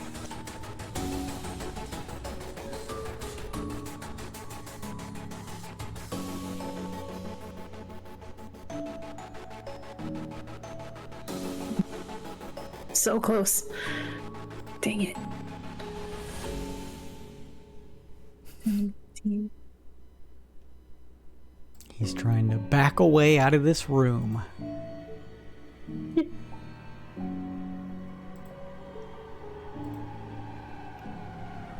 We see the giant He's leaving. roar of lightning, right? Like, Oh yeah, you can see some weird stuff happening in the next room. Okay. Okay. And he's backing away or coming toward us? The arms look like they're pointed. It looks like it is retreating. Towards us. It's backed away from its previous position when you dropped your wall, and it seems to be moving into the next room now. Fuck it up before it leaves. That's what I'm thinking.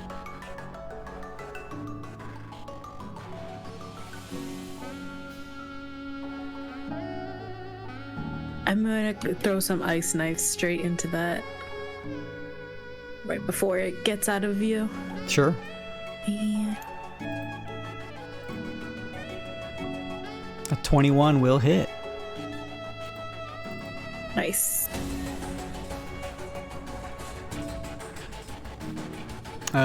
16 overall, the cold and piercing. Yeah. All right. You toss an ice knife. It catches into the neck. You can see wiring from the exposed area of the neck kind of flicker, and electricity sparks around. Anything else, Tali? No, as of now, that'll be it for me. All right. I'm Domo, trying you're up. We'll figure this audio thing out. All right. Yeah, sorry that it's being weird. 10, 15, 20, 25. I'm going to take 2 shots of that guy that's backing up out of here. Mm-hmm. 23. Ooh. Hits. For cold 20 piercing damage. Is he still up? It is sparking pretty rapidly now, and its movement is beginning to wane, but it is still moving. Let's see. What's your speed, Spider? Not fast enough. Not fast enough. Okay. In that case, I'll take my second attack at the same target. This one's without sneak attack. 19 to hit, 11 more piercing damage. Hits. What does it look like when you destroy the construct? That's what I wanted to hear. Success. I just knocked 2 arrows at once and pull a Legolas. Just pull back the 2 arrows, fire them both right in the chest. All right. And he's down. It falls backwards into the next room, collapsing over as electricity erupts from its shattered form from your attacks. And the doors to the next room, now that it has kind of fallen out of the way, close again. Oh shit. Well, something tells me they know that we're here. We should get ready because the next room looks like a doozy. And presuming that we're still in initiative order, I'll move 30, and then I will dash with a bonus action 5, 10, 15, 20, 25, 30 down here. Okay. Kind of tactically move from cover to cover and wave everyone forward. Sure. In an empty room. In an empty room. Hey, we don't know if there could be more robots in Lightning Land over there. I just will. Like the visual. I'll say at this point, with the doors to the next room closing, we are out of initiative. I would like to ready an action. I'm going to walk up a little bit and keep my eyes on Vice. If the door opens and that biggin comes stomping through, I'm going to cast Enlarge on him. Okay. Big Vice. Do we think that they're coming? Like, can we hear clanking coming, like, getting closer? You can make a check, but also, what are you doing, Harper? I was gonna propose that we let's let Baz walk in there. He doesn't have any feelings. Sorry, buddy. Do we want to do like tactical? Yeah, I was gonna say if everybody formation here put a plan, I can definitely be the last. Yeah. thing to happen. I was gonna do enlarge or decrease size on one of them at least. Actually, Tali, reduce. Tali, I saw you had one of them walls made out of fire. Do you have any walls that are made out of something a little more concrete, like maybe a wall of metal or rock or something? Wall of rock. Wall of rock. Wall of stone is the... Sorry, I have like way too many spells. Druids. Just curious. Don't worry about it. Yeah. No, I don't. Okay, that's fine. So, I saw that there was a bunch of lightning in there. It might be nice if we had a way to not get shocked to death every time we're moving around about in there, you know? If we climbed up and I did tidal wave, would those robots fall? That'd be a good way to start. Actually, yeah, that's a great idea.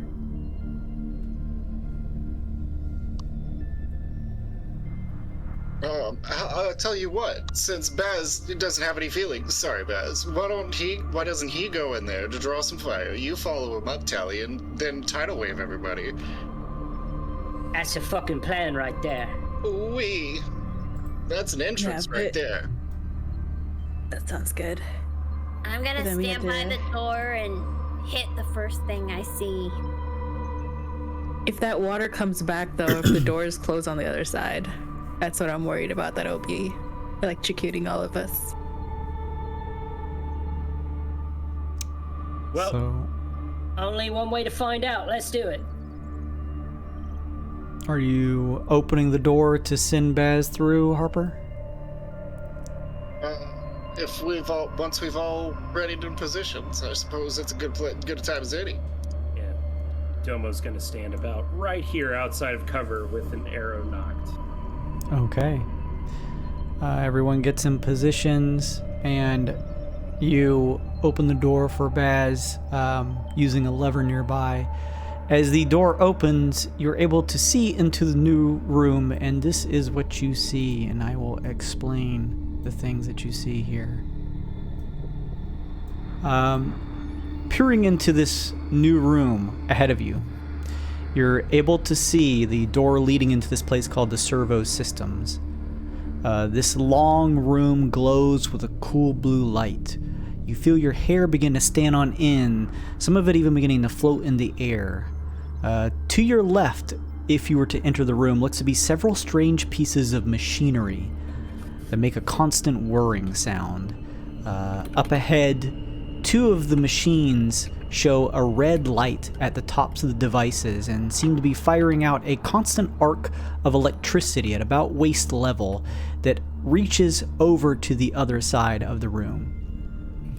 In between the two arcs, you can see there looks to be some type of shut metal door that leads south. Past the firing electricity, towards the opposite end of the room, looks to be several more constructs. The one closest to you has actually turned back and seems to have returned to whatever it was currently doing. You can actually see a large, what looks like maybe some type of construct attachment to the top of its body. You watch as it uses these two large, almost arm-looking devices to adjust the machinery that sits stationary in front of it.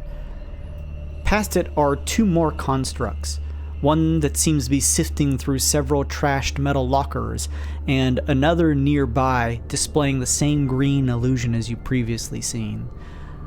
On the floor... Oh, hang on just a second. Let me see. Further at the far end, you see a walkway that leads up to a small platform area with what looks like a valve attached to a wall. It doesn't seem as you are immediately noticed. Does it look like this thing is controlling the electricity? Like if it you can make a check. I'll make a investigation check on that, I suppose. Sure. It's 18. a good one. Trying to get what's going on with this lightning, because we're not immune to lightning like these guys. It looks as though this other construct looks to have its hands full doing something, some menial task or some type of work, kind of shifting these devices below it. However, it looks as though, using your higher check for investigation, it looks as though the red lights above these two machinery up above, perhaps they are malfunctioning in some way. It doesn't. It's less that it's controlling them, more like they seem to be not working as intended. Oh shit! They's on the fritz and. Is the electricity in such a way that like, if those of us that can walk on walls, we could like walk around it without getting shocked? The ceiling here is 20 feet high. And if you could clear 10 feet from the floor, so basically if you could be up 15 or 20 feet on the walls, you could clear the arcs of electricity. Brilliant. That's all I need to know. I'm gonna come over here next to 6 and do like a SWAT team formation with her. Okay. It looks like those of you who couldn't do that could potentially try and dodge the sort of erratic arc of the electricity shooting across the wall from one end to the other, but you need to make some type of save. Could we do like a acrobatics limbo check to like limbo under it, or is it just like a constant like up down, like 3 to 5 feet tall? It's pretty much that. It's gonna be a deck save. Right. Let's get to it then. How far does that tidal wave reach?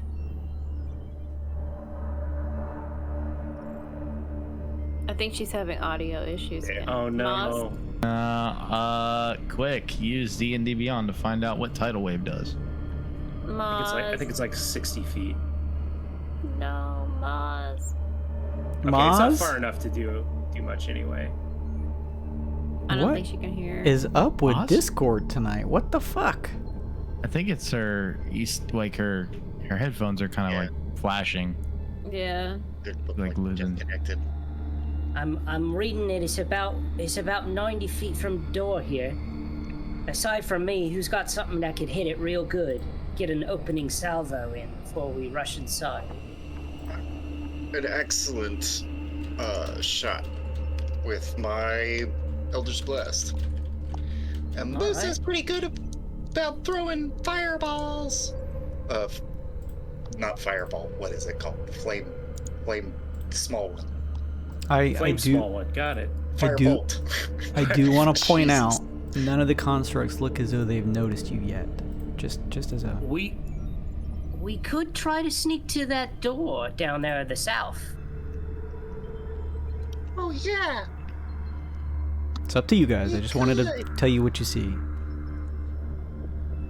But for my money, I would just as soon trash these big piles of junk so they ain't coming up behind us when we're exploring. I'd like to throw a psychic glance at it. That'd be fun. Ooh. Psychic Lance, that's a good one. You should do that one. We should Moz? open with that. Can you hear us now? Oh. Maz? Yeah, I can hear you guys. Okay, good. I don't know what's going on. I think it's like I thought my headphones were not charged, but they're fully charged. Huh. So it's not. It's probably Discord fucking up. Must be Discord. Everyone's just kind of planning what to do. Flash, before any of you execute any of your plans, you feel your Excel suit begin to tremble or shiver. You feel a sensation pulsing from the palm of your glove on your suit, and you watch, pushing out. Normally where you'd see your Wyrd pressure is the physical form of a small white cube. It is featureless and about 2 by 2 inches. As it finishes pushing out, the hexy face on your collar forms next to you and says, I'll leave the voice changer off just so you guys can hear it. It says, "Someone has activated the data excretion process." The what? The data excretion? Like... I've never met an excretion I liked. I look at it and wait, they're sucking all of the mind juice out of you? No, a process, if you will, built into the suits. The cube is important. You need to hold on to it. I clasp my hands together and try to force it back in. No, the suit says. It's been excreted. Yeah, just take a little baggie and we'll drop it off at the next trash can that we come across. Oh man, that's disgusting. I don't want you excreting anything on me, but whatever. I grab it and hold it. Okay. A hexy face forms on your collar, Tali, and says, There is a presence, another Excel suit here that initiated this process somewhere deeper within the hallways. It calls to us. What? It calls to you? We feel compelled to reach it. Are you just gonna pull me towards them? Oh no. We cannot do that. That person in the mask was in another suit, right? Yeah, he's gotta be that masked bastard. No. This one feels different from their suit. From what Lexe said, it could be like the Hexy to end all Hexies, the big mama Hex.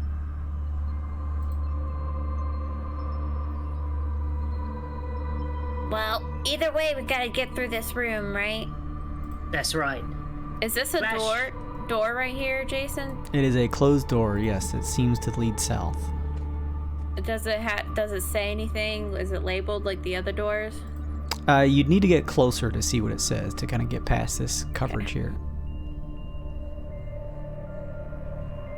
It says, I can read it once we get there. I can read all languages. As you all read All right. everything that's in common. We going quiet or loud? I don't want these things sneaking up behind us. I want Flash to launch that lance and fuck up that big ugly bucket of bones. We could also pass without any notice if we wanted to. And what happens when one of them big bolts of electricity shocks us while he's trying to sneak by? True. Loud is my favorite way to go anyways. Spider slaps Flash on the ass. Let's get this going! Everyone ready? Ready. I'm going to look at the ugly robot and start speaking in some weird demonic language. I learned this one from a rock and roll warlock. He was awful. His music sucked. And slowly a giant metal glowing pillar is going to come out of my head and shoot straight at the What the fuck? robot. A DC Okay. 16 intellect save? Intellect save? Yes. Intelligence save? Yes. Yep. Okay. Let me see here. Yes, passes. You son of a... Does bend luck work on enemies? It sure does. Boom! You suck at this! Reroll. With that, it fails. Oh, did it fail? You said? It fails. Sick. Yeah. Nice. Good opener. takes 24 damage and it's incapacitated till its next turn. Oh, man, so we got like a full surprise round on it. This is great. And that was the big one? That was the big one, yeah. Nice.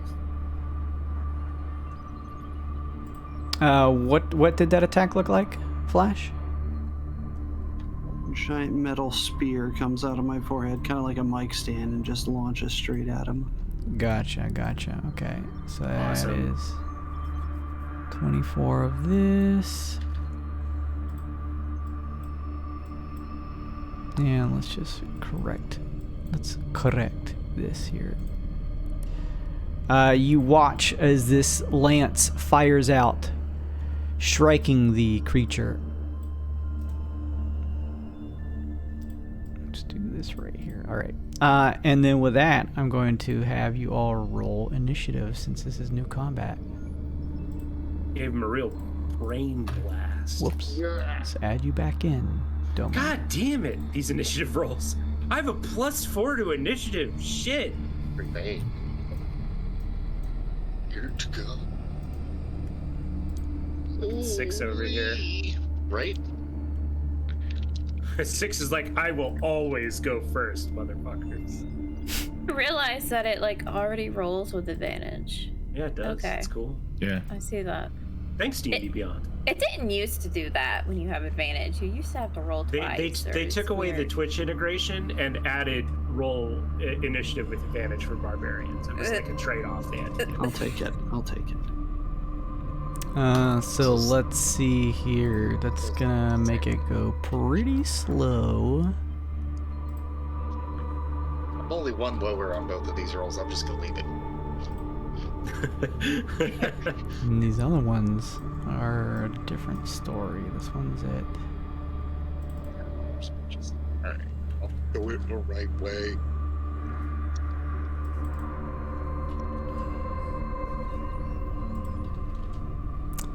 Okay, hang on just a second. This one's here. And then this is where it is. It is what it is. That's what it is. Musa is going to use her turn to try and on off the door. So if you guys want to be more productive, that's what her plan is going to be. All right. Could she defer her turn to the end then? If she wants to. Yeah, I'll do that. So you fall back to the end of initiative. Musa does, yeah. Yep. And then yeah, we are in turn order. The what's your dex? 6. What's your dex modifier? +2. +2. Okay, this robot's gonna go first. Damn. The screen disappears and it turns. That's gonna shift 1, 2, 3, 4, 5. Hang on. Let's redo this the other way. 5, 10, 15, 20, 25, 30. Stops right there. And electricity begins to arc over its hands. It is done. 6, you're up.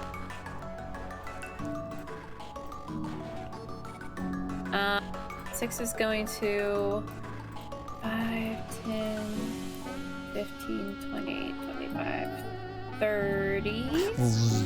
And she is going to try to get through this lightning. All right, give me a dexterity saving throw as you try to shift and move out of the electricity's path.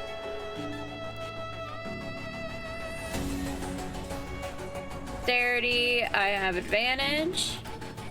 Oh, It's gonna be a God. 19. So cool. Barbarians. Yes, you are able to pass, taking only half damage. You take 7 points of lightning damage as it kind of singes some of your hairs, and you feel the arc kind of hit you just a bit, but you're able to mostly dodge it. Oh, ow, ow, ow. 7, you said? Mm-hmm. Okay. 35, 40. She's gonna stop there. Can she read this door now? Yeah, as you turn, you can kind of see the door more clearly now. And above the door here, it reads, there is, instead of the normal lettering that would tell you where this door leads, this instead has the red glowing lettering that reads, error, reduce voltage feed. She's gonna turn back to everybody and yell out what it says, basically. Sure. Good thing we didn't try to sneak through. Looks Yeah, like we gotta that do this seems the hard devious. way. Remember, try to push him away from the lightning. The lightning's good for him.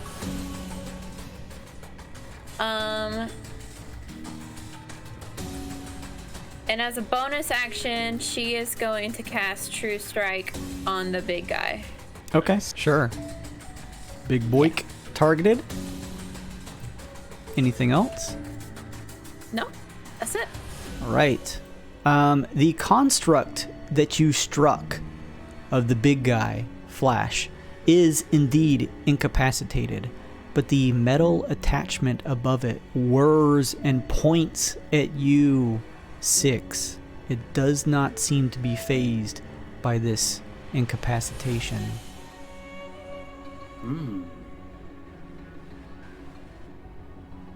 And Might just hang be on. immune to incapacitated as constructs. You see the two arms. Still. They have several metal prongs that almost serve as like fingers to these arms. But as the device turns to you, you can see in the center of the metal fingers is just a black hole. And you watch as the fingers begin to rotate around faster and faster as you hear a whirring sound. And firing out 6 is a volley of arcane energy as a group of 3 darts fire your way and automatically hit you.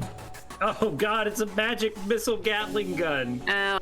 Kill it with fire. You take 6 points of force damage as the other arm now whirs and fires itself, automatically connecting with you for another 6 points of force damage. It is done. Tali, you are up. Oh my god. What happened? I know, I'm just like, I don't know what to do because I was gonna. I'm like so surprised that this thing can move. God dang. Okay. It seems like the bottom version of it that is attached to the normal construct is in fact sort of like stunted and kind of shaking a little bit as a little bit of electricity occasionally shifts around it. But yeah, this top piece that's like connected to its shoulders and head is still able to move, although it doesn't seem to be able to, from what you can see, detach itself.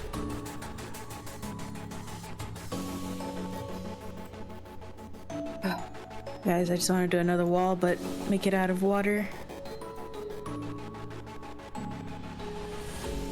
I don't know if that would help. What's your aim with it? To short it out. If we like put it past 6, but before the second electrical thing. I think we need to get past that point to get over to these controls and turn off the electricity so we can get out. Yeah. So I Gotcha. don't think blocking with another wall is gonna work. I think we gotta get to that valve. Where's that valve? Yeah, It's, see. yeah. Okay.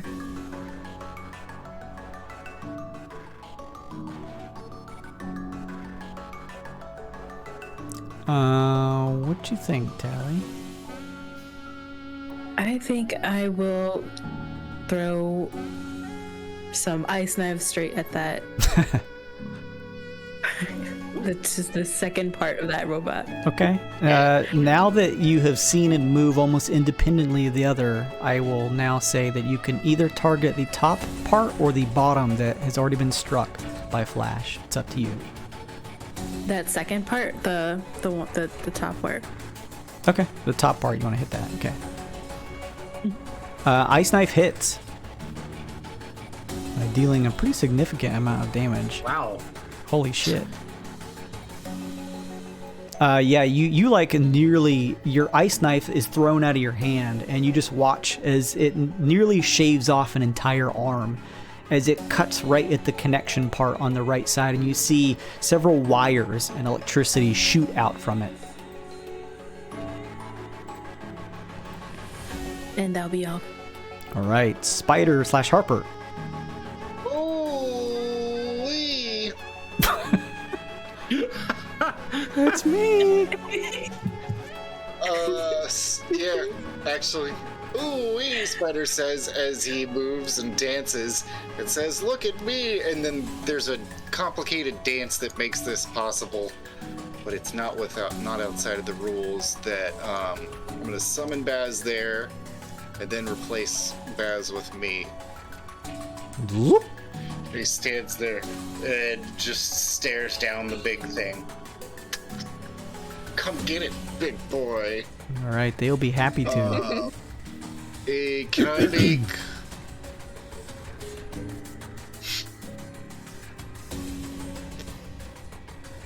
I'm gonna Eldritch Blast it with my action.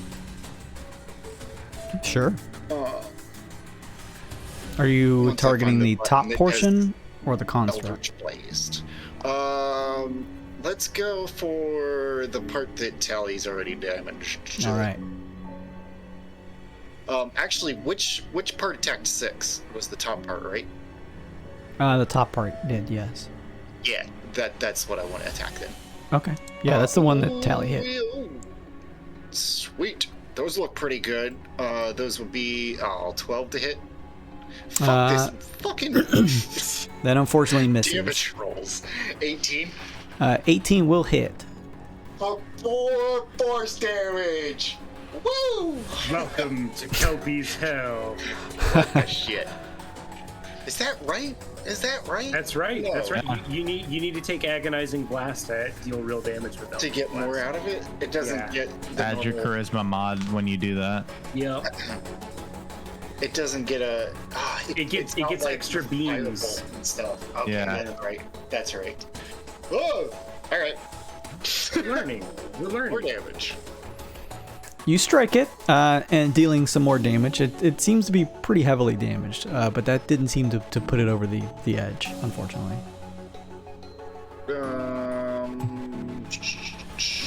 Can I?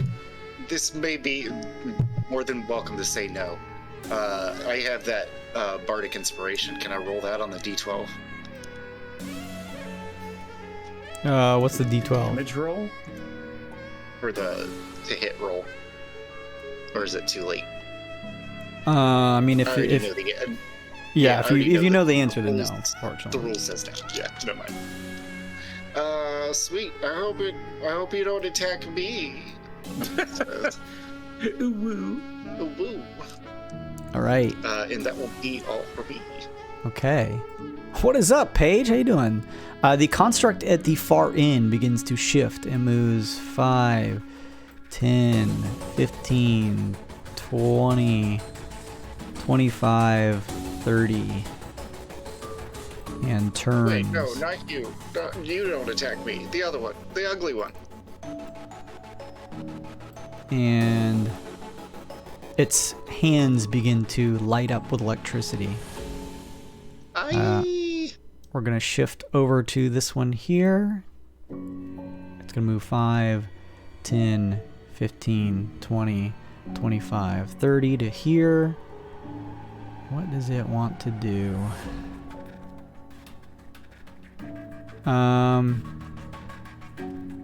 Yeah, it's going to fire off a blast of lightning that's going to shoot in a straight line and attempt to hit you, Spider/Harper. I need a dexterity saving throw, normally at disadvantage since you're wearing armor.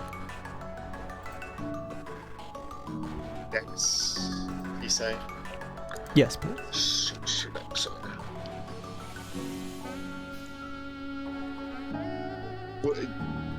Was there more to that, or just at disadvantage? At disadvantage, yeah, since you're wearing metal armor. It sounded like you were winding up for something else. No, 13. sorry. All right, the blast fires through the already arcing electricity, almost amplifying it in some ways as it shoots, and you can see in slow motion, Harper, the blast as it comes towards you, it like is almost pulled in by your metallic armor and strikes you for 20 points of lightning damage. That hurt a lot. That one is done. Vice, you're up. All right. Time to get going.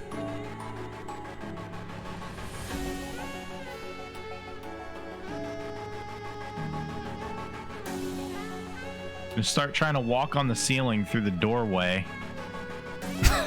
So it's 20 feet. Yeah. Okay, so 25 to get to the doorway, and then I want to use 20 to start walking up the wall. Sure. And then I will dash action.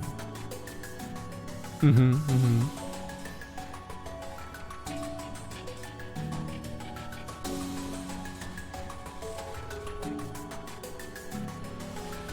45. All right. You clear the spend one arcing key electricity. point. Spend 1 key point to take the dodge action with patient defense, since these guys are all machine gunners. And hope that they didn't notice that I'm walking on the ceiling. That's all I got. You can see that they turn their flat, faceless features to notice you walking on the walls. Domo, you're up. You're muted.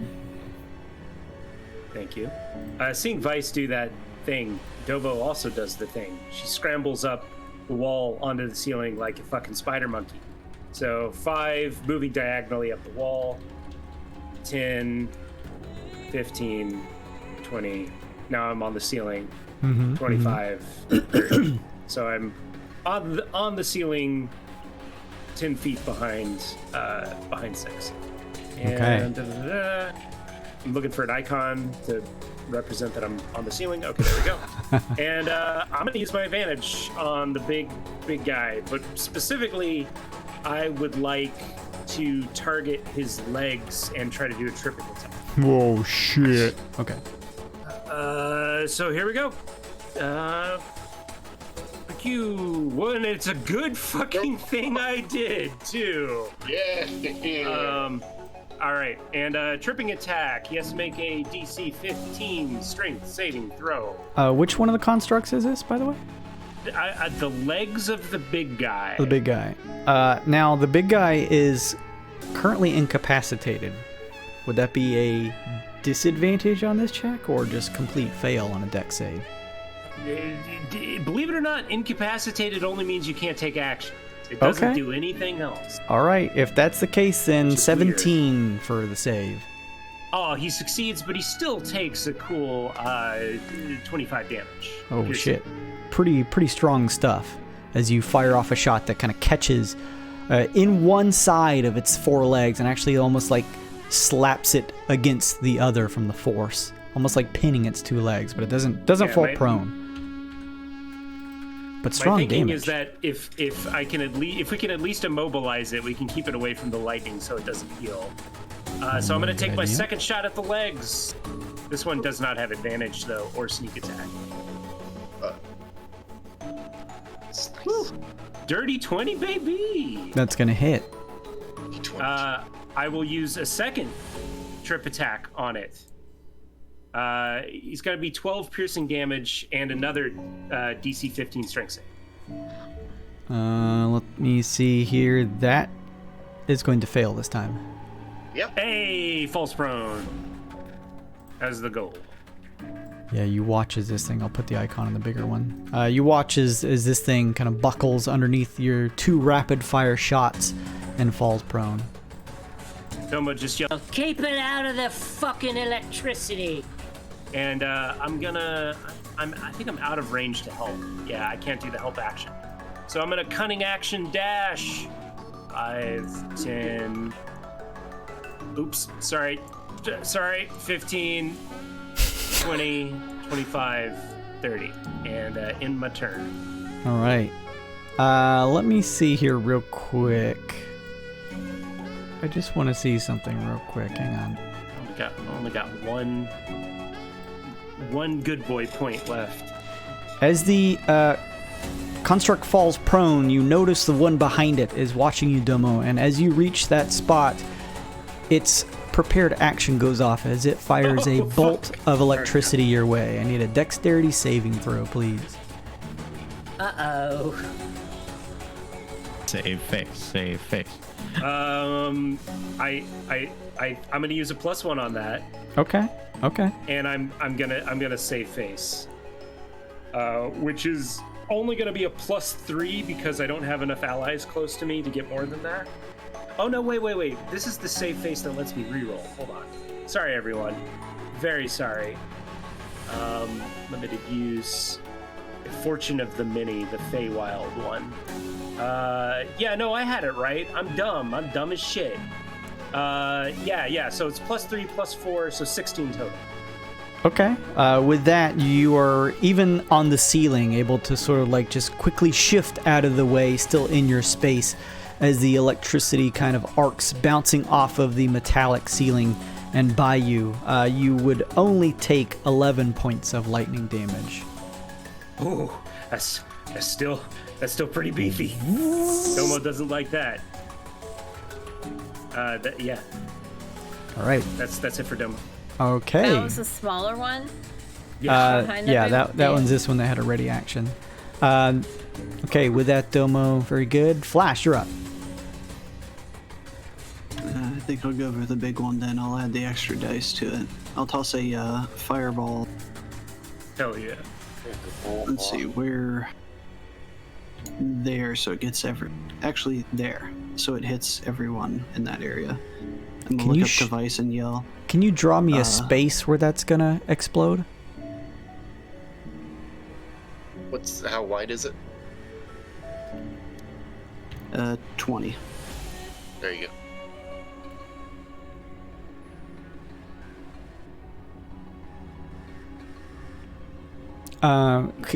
Could you draw me like a square though, just so I know?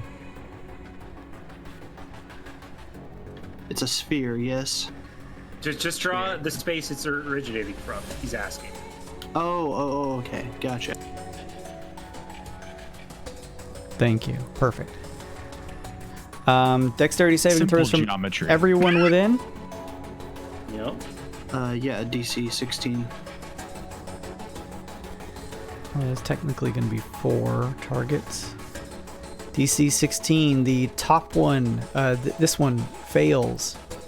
Both the larger arms and the construct it is attached to fail, and then the one behind that shot towards Domo passes behind them. Fucking excellent. What's my character? Booster says, "No, you suck at this." Reroll the last save there. That is higher than it was before, unfortunately. It still passes. Oh, wow. Yeah. Shit. It was probably out of range anyways, too. My bad. I yell device. It's like that last one you did. FB Vice. Breach and clear, brother. Saving private vice. Oh, that sucked. Boo. It's fine. That It's was got at- some 4s in there. That was at 4th level, too. The immolating blast lights up the area near the constructs. As the fires erupt, you hear the sound of crushing metal and fire as it consumes the area. This one's going to take some damage. And then this one behind it still takes half damage, right? Yes. All right, cool. So that's going to be this here. Also, the strange devices that are nearby the two also erupt in the fire and begin to go haywire, shooting out an arc of electricity themselves across the room as they go into critical red mode. Oh no! I don't like that.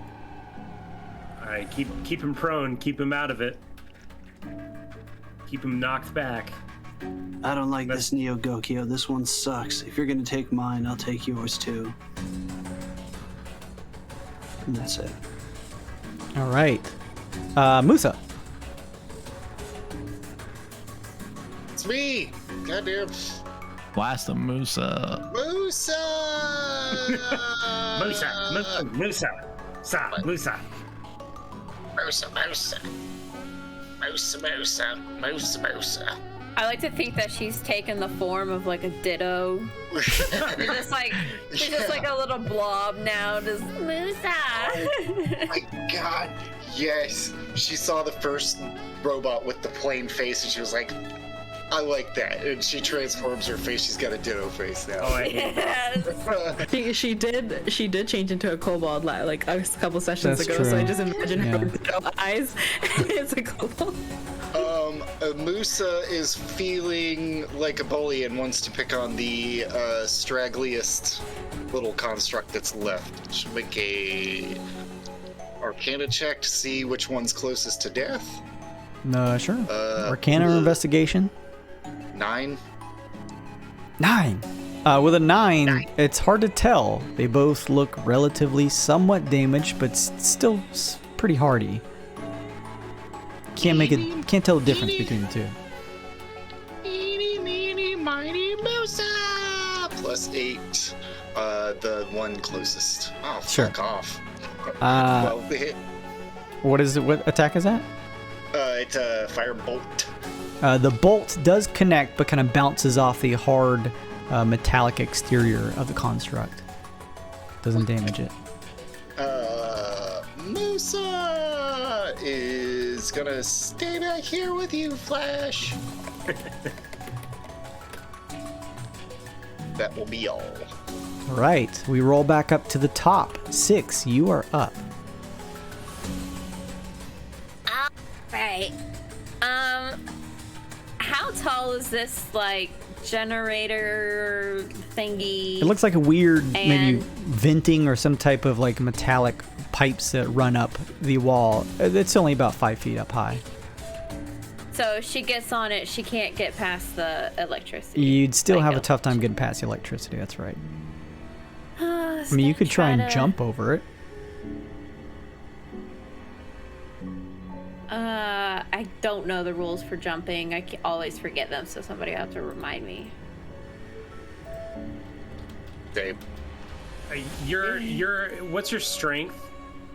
My strength is 18. That's a +4. I'm pretty sure you can clear it. Yeah, don't even worry about it. When you make a high jump, you leap into the air a number of feet equal to 3 plus your strength modifier if you move at least 10 feet on foot immediately before the jump. When you make a standing high jump, you can only jump half that distance. Either way, each foot you clear on the jump costs a foot of movement. So what was that? 3 plus my strength? Yes, Yeah, 3 you're plus well your over. strength modifier if you move at least That's 10 right feet up. on foot immediately before the jump. Well, that would be 7 feet then. Is that high enough?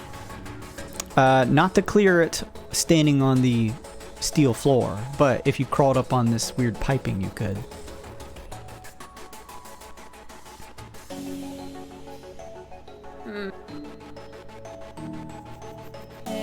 15. Okay, so what does it take to crawl up on the piping? Yeah, it's only 5 feet up. You just crawl up 5 feet. Okay, cool. 20, 25. Okay, she's going to jump. All right, you hop over. You can Over? clear 7 feet, so you just shift over, jumping over and landing on the other side of the venting or piping that's below you. Nice. 40. So this one is dead. It is Dead dead. as fuck. Okay. You can But see. it has like It has like a second half. Do we have to worry about that second half? Both of them have collapsed and are smoking as the electricity from the haywire device from the fireball is just like shooting into it and almost melting pieces of it. It's not moving anymore. It's Okay, dead. perfect. Then as a bonus action, she is going to go ahead and rage again.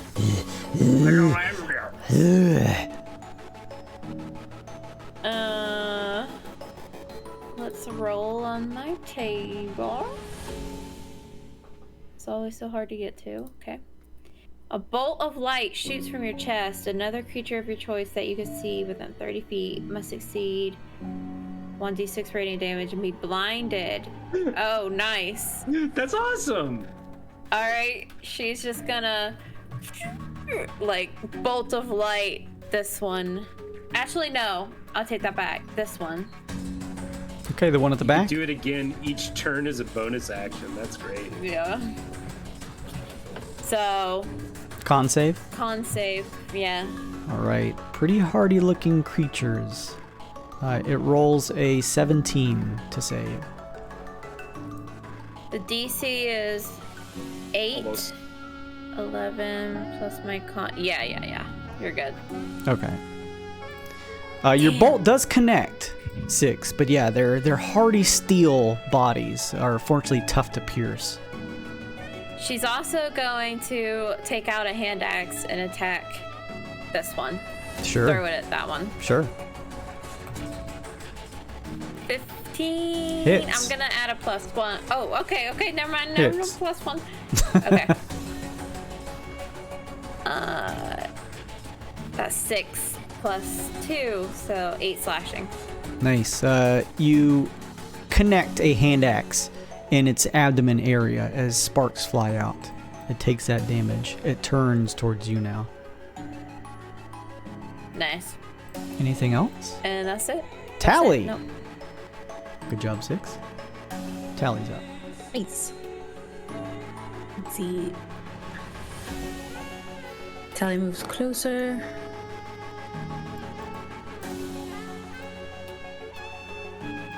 Alright, y'all, I'm thinking I'm going to head straight for the computer if I can.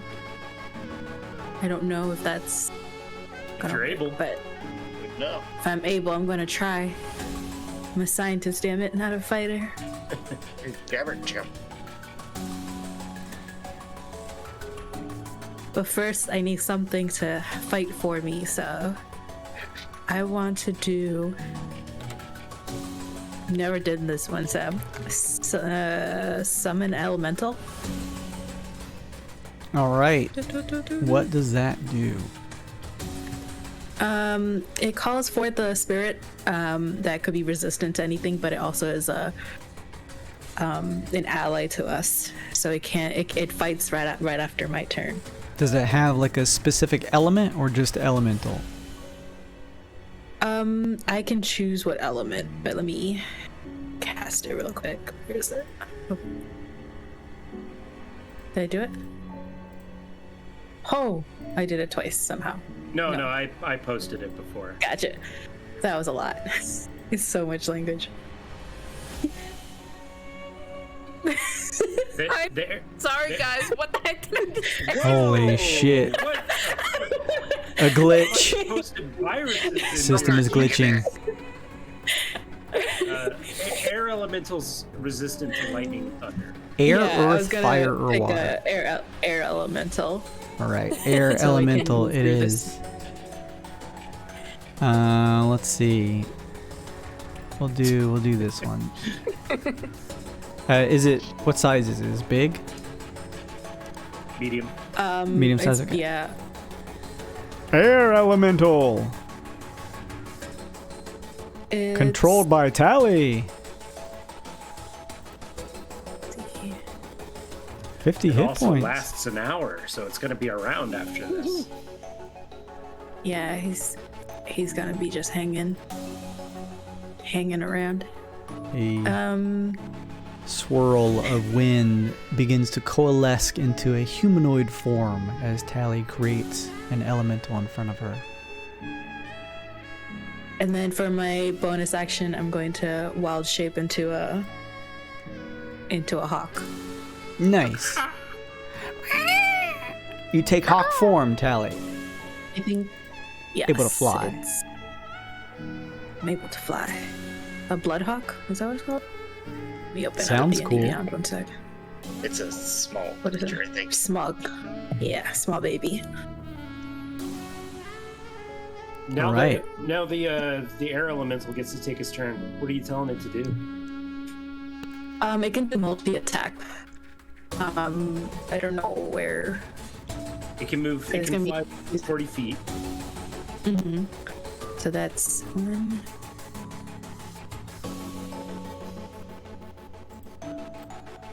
You could have You- summoned it closer Yeah. to you. It's You 90 also foot can- range. Yeah, you can also just summon it right on them already Yeah. if you wanted. If you want to that move way. it on them, Yeah, that's do what I that. wanted yeah. to yeah, be you- next to this boy. Anything closer than my arrow is in range. Okay, so like literally like right anywhere. here. yeah. Oh, Or hang on, yes, right here, that's right? great. Yeah, perfect. Thank you. It's these. He can do multi-attack, which makes the number of attacks equal to half the spell's level. That was 4, so it's 2. Elemental punch. Elemental. These are And fucking then slam twice. Then, if it could do two attacks, I wanted to do slam twice. Your spell attack modifier to hit, reach 5 feet, 1 target. It's It's like any of slams. your, That's it's how like much. ice. It's like ice knife. It's the same accuracy as ice knife. So just whatever ice knife rolls, roll that for its attacks. Oh, so 1d10. No, the accuracy to hit. Sorry, you're like it's like cutting in and out, and I just Do hear the roll your radio. 6 plus 6. yeah +6. D6 Just roll plus 6. d20 6. +6. Yeah. D20 plus 6. Mhm. Is that what you guys said? Yes. Yeah. D20 plus 6. Okay, I heard that. D20. Oops, I didn't press that. Plus 6. 14. Thank you. 14 is going to miss.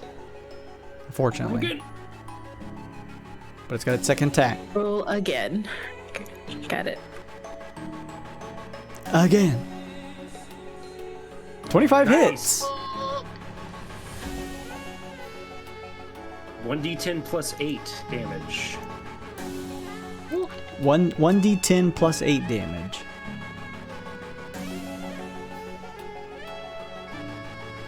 Tali. Thank you. Thank you for typing it out. Fucking Discord, I swear to God. Yeah. Yeah. Yeah, this is. Well, It's if you don't better like hit. if you don't like all the boost stuff, we can just No, I mean, it's cool having the boost stuff. I'm just sucks when it shits the bed like this. 8 plus 8. I mean, hey, Yeah. could have been worse. Could have been a what? Yeah, could have been a 1, yeah. All right, 10 damage. All right, yeah, it slams into it with its powerful, like, whirling fists just made of pure wind force as it smashes into it. The construct below it. Anything else, Tali? No. I can't move, though, after I've done my bonus action, right? Yeah, no. If I'm you good. still you can have move. movement, you can, yes. Oh, wait, with the Bloodhawk, I have like 60 movement flying speed. So So could I you move would do your crazy 60 feet and just this subtract guy? whatever you've already moved. from my first movement? Yeah, Yes. did you move before you transformed on this turn? Have you moved at all this I turn? don't. In the beginning, yes. So How much you, did you move? how much did you move? I moved 30 feet away. So you have 30 more feet then. 30 more feet and you can 30. fly. Sorry, I heard that. Got it. Sweet. Boop, boop, boop, boop.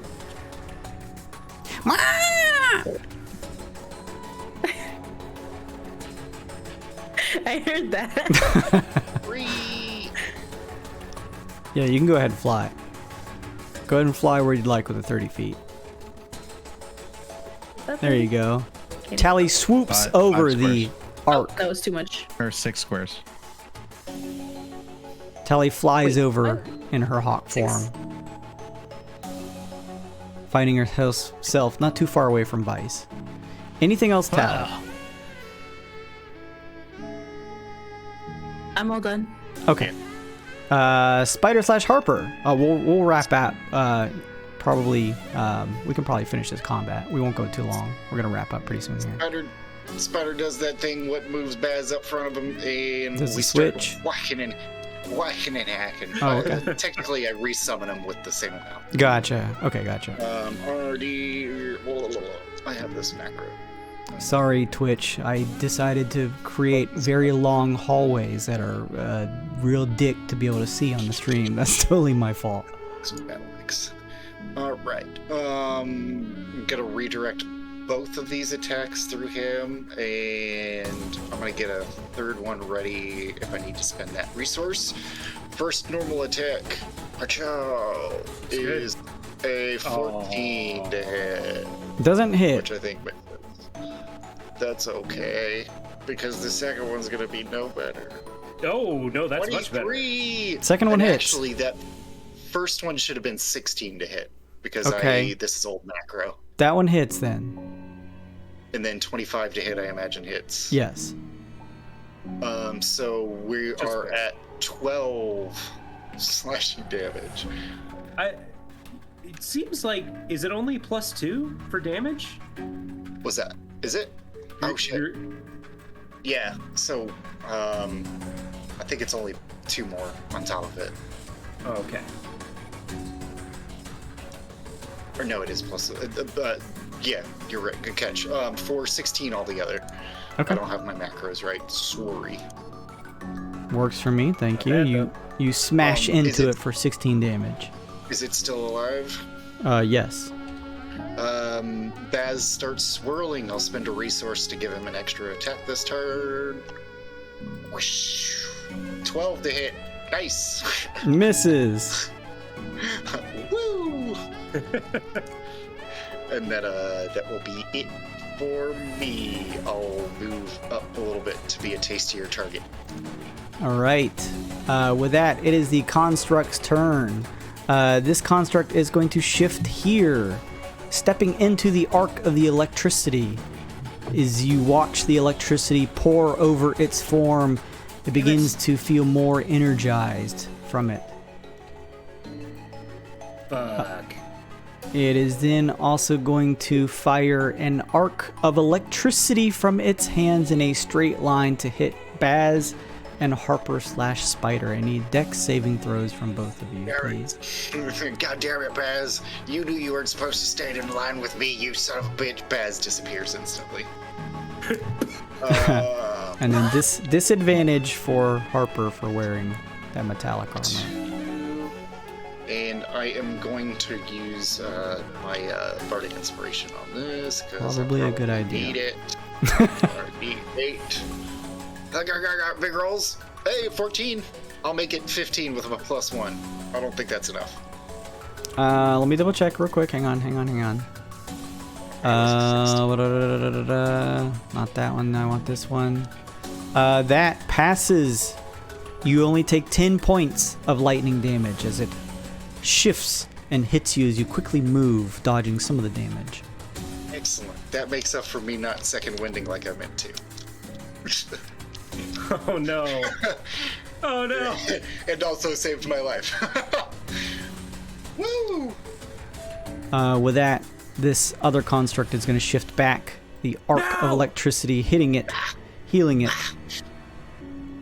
And it is going to turn now recharged and point its arc of electricity blast towards you, Harper. Yeah. Oh no.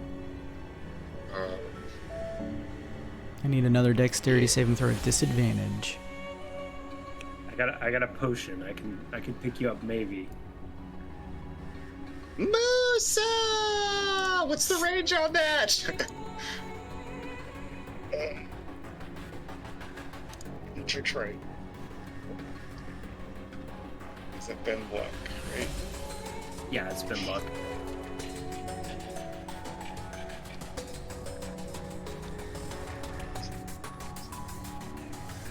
bit. Oh, yeah, that I can see. Nice. Doesn't have reach on it. Binlock's very, very helpful. Alright, sweet. So, straight up, and I'll add a +1 to this. Oh, dicks! Oh! 7. I don't need to worry about rolling that. I know that it will kill me. You take 23 points of lightning damage as the arc strikes into you. I wish it was an attack that tested my AC. I would at least keep track of your negative AC, or your negative HP. Although you might not have to because Domo may get in there. Harper, the electricity strikes your body. You've just seen countless times how it's been poured toward your metallic armor, unfortunately, and this one connects hard.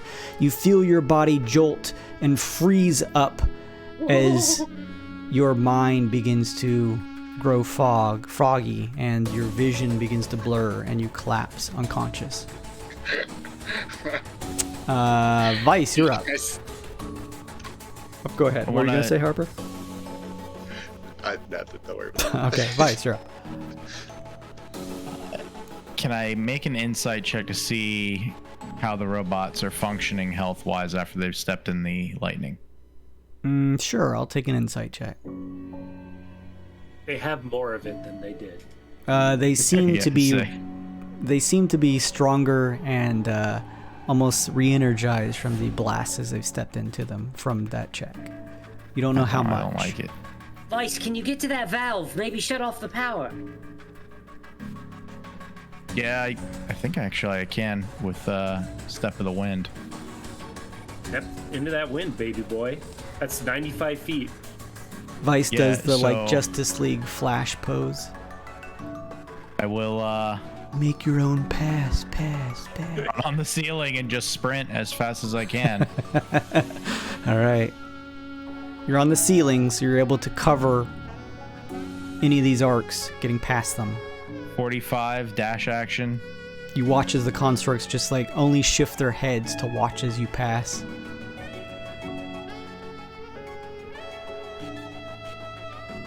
Do I gotta navigate the stairs to get in here?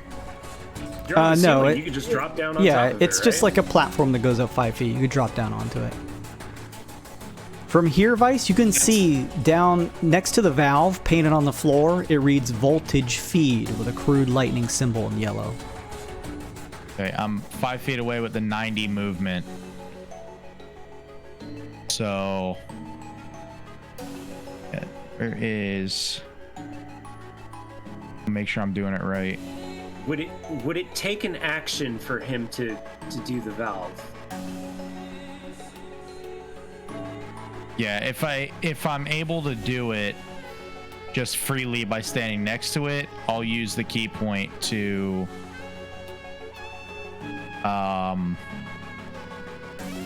move to do another dash to get more movement. So you use your action to get there, correct? I used my action and I used my dash. Okay, I will allow you. Step of the wind if I can't make it. I'll allow you to not have to expend an action to turn to valve, but I need a strength athletics check.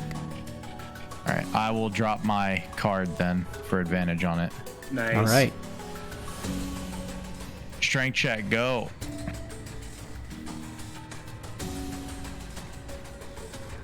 Oh, Come on. give us a break. Right? You attempt to turn the valve, but it is more difficult than you initially thought, and it will require an action to do so, Vice, unfortunately. No, I tried. That's okay. Anything else, Vice? That's everything I got. Okay. Domo, then, you're up. Domo's gonna move 5, 10, 15, 20. Oh, yeah, you're on the 25, ceiling. I'm like, how is 30? Domo just bypassing all this shit? I'm also on the ceiling. I'm gonna try to hit the one that's in the electricity. I can't Sure. push it, unfortunately. These are like technically to this wall, but that doesn't matter for you. Okay. Keop. 29 to hit. Hits. Jiminy Christmas. Shotgun. That's gonna be 20 piercing damage. Nice. You And- strike it in an open set of wires.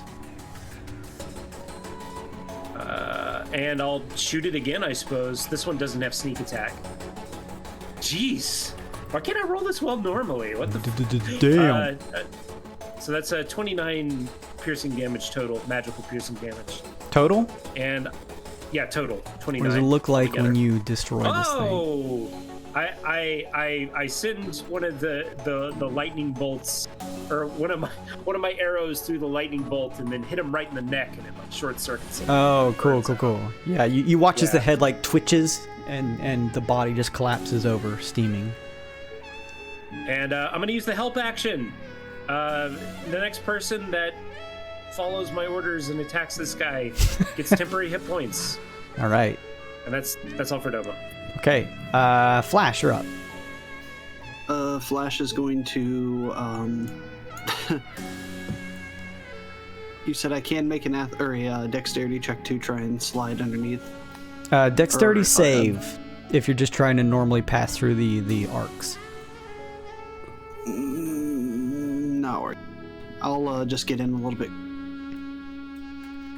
Get in closer. and I'll point to Spider and say, "Of all the stars, you're still the most beautiful. Your time's not up, buddy." And cast a healing word. All right. I'm dying. So rousing, he stands right up. Not Spider bad. / Harper, you feel your vision and consciousness return to you as you kind of pull yourself over and spit out a bit of blood onto the steel ground, pulling yourself back up to your feet. One eye opens, he says, "Say more nice things." And I gotta measure this. I don't think he's within. Damn it, Vice, you're too far away. I was gonna give you Bardic Inspo. Sorry, Hey, Spider, you got a Bardic Inspo. Oh, you're so nice. Thank you. More. Say more nice things. Short rest after combat. That's a nice thing. Yeah, well, I think we're gonna need to rest after this. Gonna have to. That's it. That's my turn. All right. Musa's up.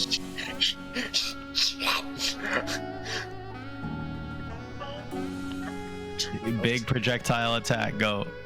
Oh, a well-timed firebolt has advantage because of Domo's order. Musa! D20 plus 8 twice. At advantage on that one. What Musa had, or Domo had targeted 8. Or D. What was it? 2D. Jesus, 2D10. I was saying it, but my fingers weren't typing it. Hey, there we go. 12 fire damage on that one. And Musa Nice. gets 6 temporary hit points for following my order. Very nice. You watch as the fire catches some of its more exposed parts and lights a flame. Anything else from Musa? Musa will stay safe. She can hit stuff from back here. All Yeah, right. she doesn't need to put herself in danger. Yeah, I don't need to put Kevin in danger. Let's just wrap up this combat. 6. 2 are down. 1 is left. Are you muted? Let's see here. Oh. No, I'm here. Can you hear me? Yeah, no, I Yes. can hear you. Sometimes my mic picks me up and sometimes it doesn't. Can I throw a hand axe at this one? Even Oreo just sneezed. in I my heard arms. that. Did you hear that? Yeah. That was adorable. That was a little kitty sneeze. Yes, you can. Okay. That's the sound a hand axe makes. This big one, the big guy's in front of it, but it's like collapsed on the ground. All right. Well, first of all, she's gonna shoot her bolt of lightning, Oh, fucking yeah. and it needs to make what was it? A con save, I think.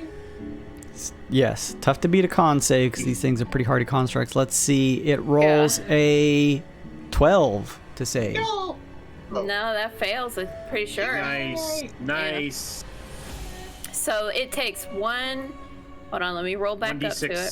1d6 radiant, and he's blinded until the Yeah, end of the next 1d6. Okay, so 1d6 coming up. Ooh, Nice. a 6. 6, 6, 6, 6, 6, 6. And it's blinded. All right. You watch as the construct begins to look around, almost as though it is unaware of where each of you've gone. Nice. And she's also gonna throw her other hand axe at it. Nice. Hell yeah. Attack rolls against creatures have advantage Oh, advantage time, baby. You Let's do cannot it. see. for blinded targets. How about another 50? Hey, that still hits. 15. Nice, you got him. We've learned today. And oh, go ahead. No, it's your turn. Go. 9 slashing. All right. Another hearty strike from your hand axe. You have 2 hand axes. Shoot, you already did the other one. Oh, Yeah, I already threw the other one. Shut the fuck up, Luke. Why don't you pay attention? Jeez, Luke, why would you pay attention? It's looking pretty badly damaged at this point. Anything else, 6? Nope. All right. That is it for me. Tali, you're up. Alrighty, I am going to fly straight there. I'm going to use my dash. Mm-hmm. No, wait, dash is double, right? Yes. Dash is your action, but lets you move your whole movement again. And I have to get out of my weird shape. I mean, not my weird shape, my wild shape.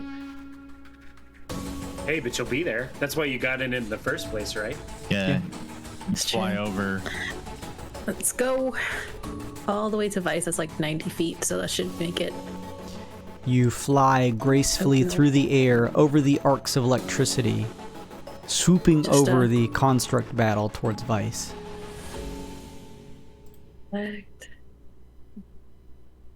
Yeah.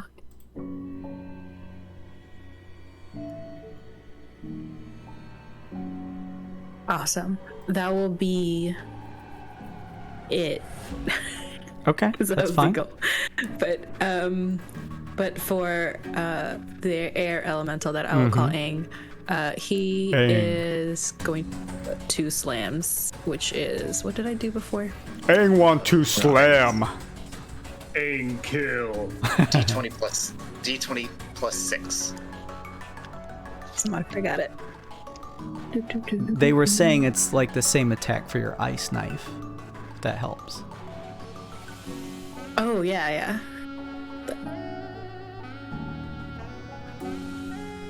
8 is gonna unfortunately miss.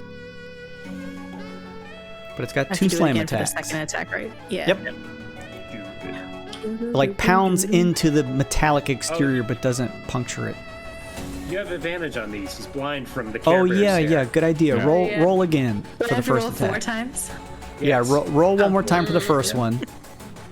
Hey, So the first- There we go. The first slam attack hits. And then, Aang. Okay. no. Aim fucking kill you.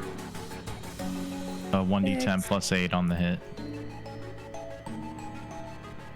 One more. Let's see. Second one Oh, is gonna miss, but your first one still hits. Okay, and that's 1d10.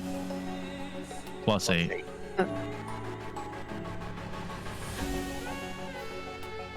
Oh shit. damn! Tali, what does it look like Go when Aang destroys this construct? Aim kill. Nice. Blow them away. Yeah, Aang just uses a force gust of wind to blast what is left of the construct off. You see pieces of its metal form just blown away by the blast, and finally its faceplate gives way and its head just erupts from the neck as wiring expose and electricity arc around and it collapses. Nicely done, everyone. Turn order is done. What would you like to do? Let's turn off that fucking valve and rest up. Tali, can you? Yeah. Okay, Tali.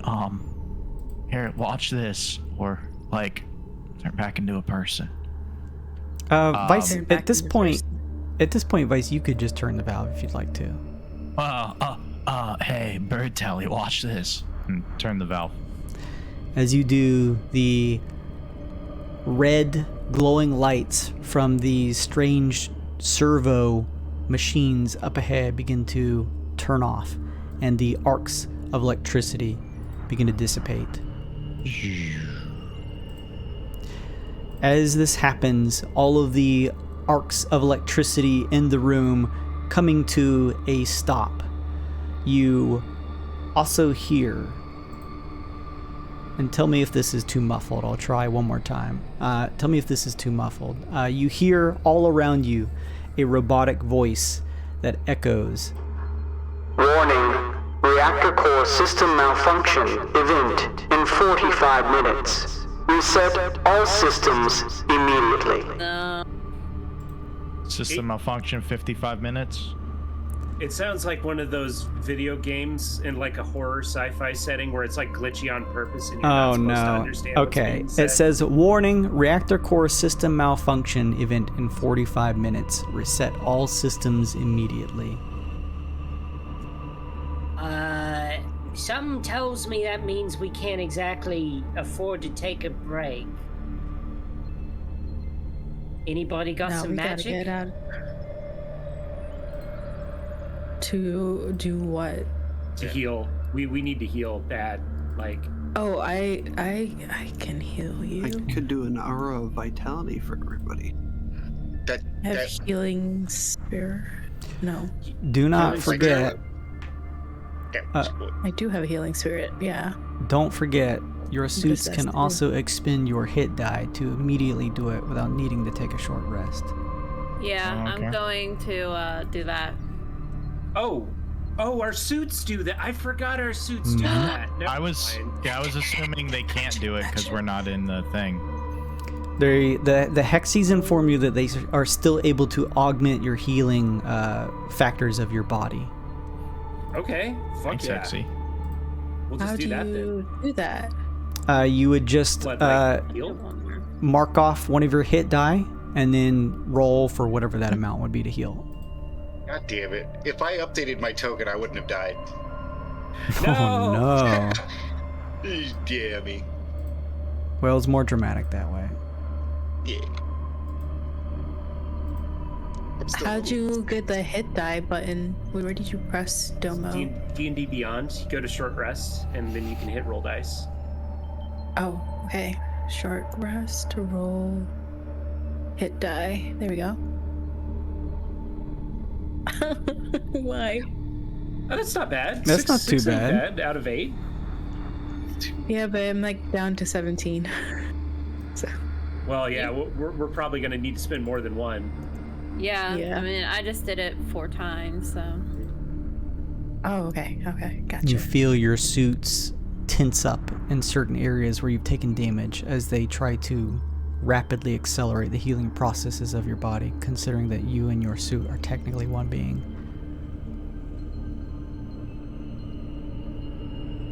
So as the party here spends a little time, I know we're past time here, so I'll wrap things up. As the party spends a little time, now that they are out of this encounter, knowing that they have the next area likely unlocked since they lowered the voltage feed, they're spending a little time using their Hexi suits, which allows them to immediately spend their hit dice to heal. That is part of the function of their suits in our campaign. So as they begin to press forward after doing a little bit of healing, that is where we're going to wrap this campaign up.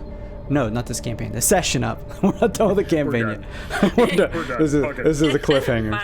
That'd be a David Lynch style thing. No, we're done for the session this week. So thank you all for stopping by. Thank you so much for hanging out, Minor Illusion.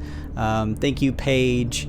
Thank you, Tiberius, also for winning the giveaway. I'm going to message you after this stream. Thank you, Anna, for stopping in, Mousy, and whoever else I may have missed. Thank you all for stopping in and supporting the channel. as always, if you want links to all of my stuff that I do, I'm going to post the big ol' one, the link.bio, that'll give you access to all of our good stuff. So make sure and go check that out. It's got the Twitch, Twitter, YouTube, Patreon, Discord on there. All cool things that you can do. The God Mode shop where you can buy some cool physical merch. So make sure and go check out all those links and check out that content.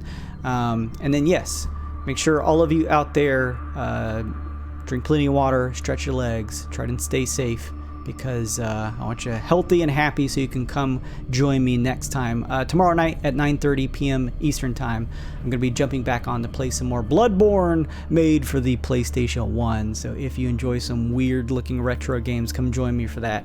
I played it last time and it was quite literally beat for beat a remake of Bloodborne, just in PlayStation 1 style. So pretty awesome. I had a lot of fun playing it. It was probably a little easier than Bloodborne. That's probably part of why I liked it. So join me then for that, and hang out with me as we do some more stream. But until then, goodbye everyone. Have a great night, and we will see you all next time. Goodbye everybody.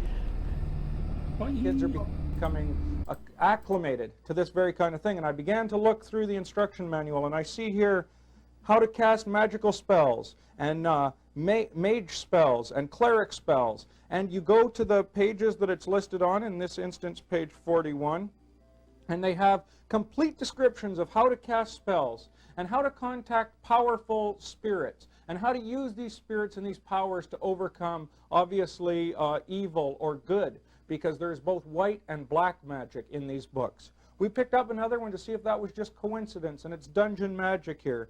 And we look through again and we see in here casting magic spells, page 22, with a complete description. And it says here, each wizard has mastered a certain type of magic. When you meet a wizard, he will give you 4 basic elements of his mystical studies. So we have a wizard now teaching the children of his magical studies. And then here it says, it is important to remember that the source of all magic is the life force of the user. This is the teaching of the occult.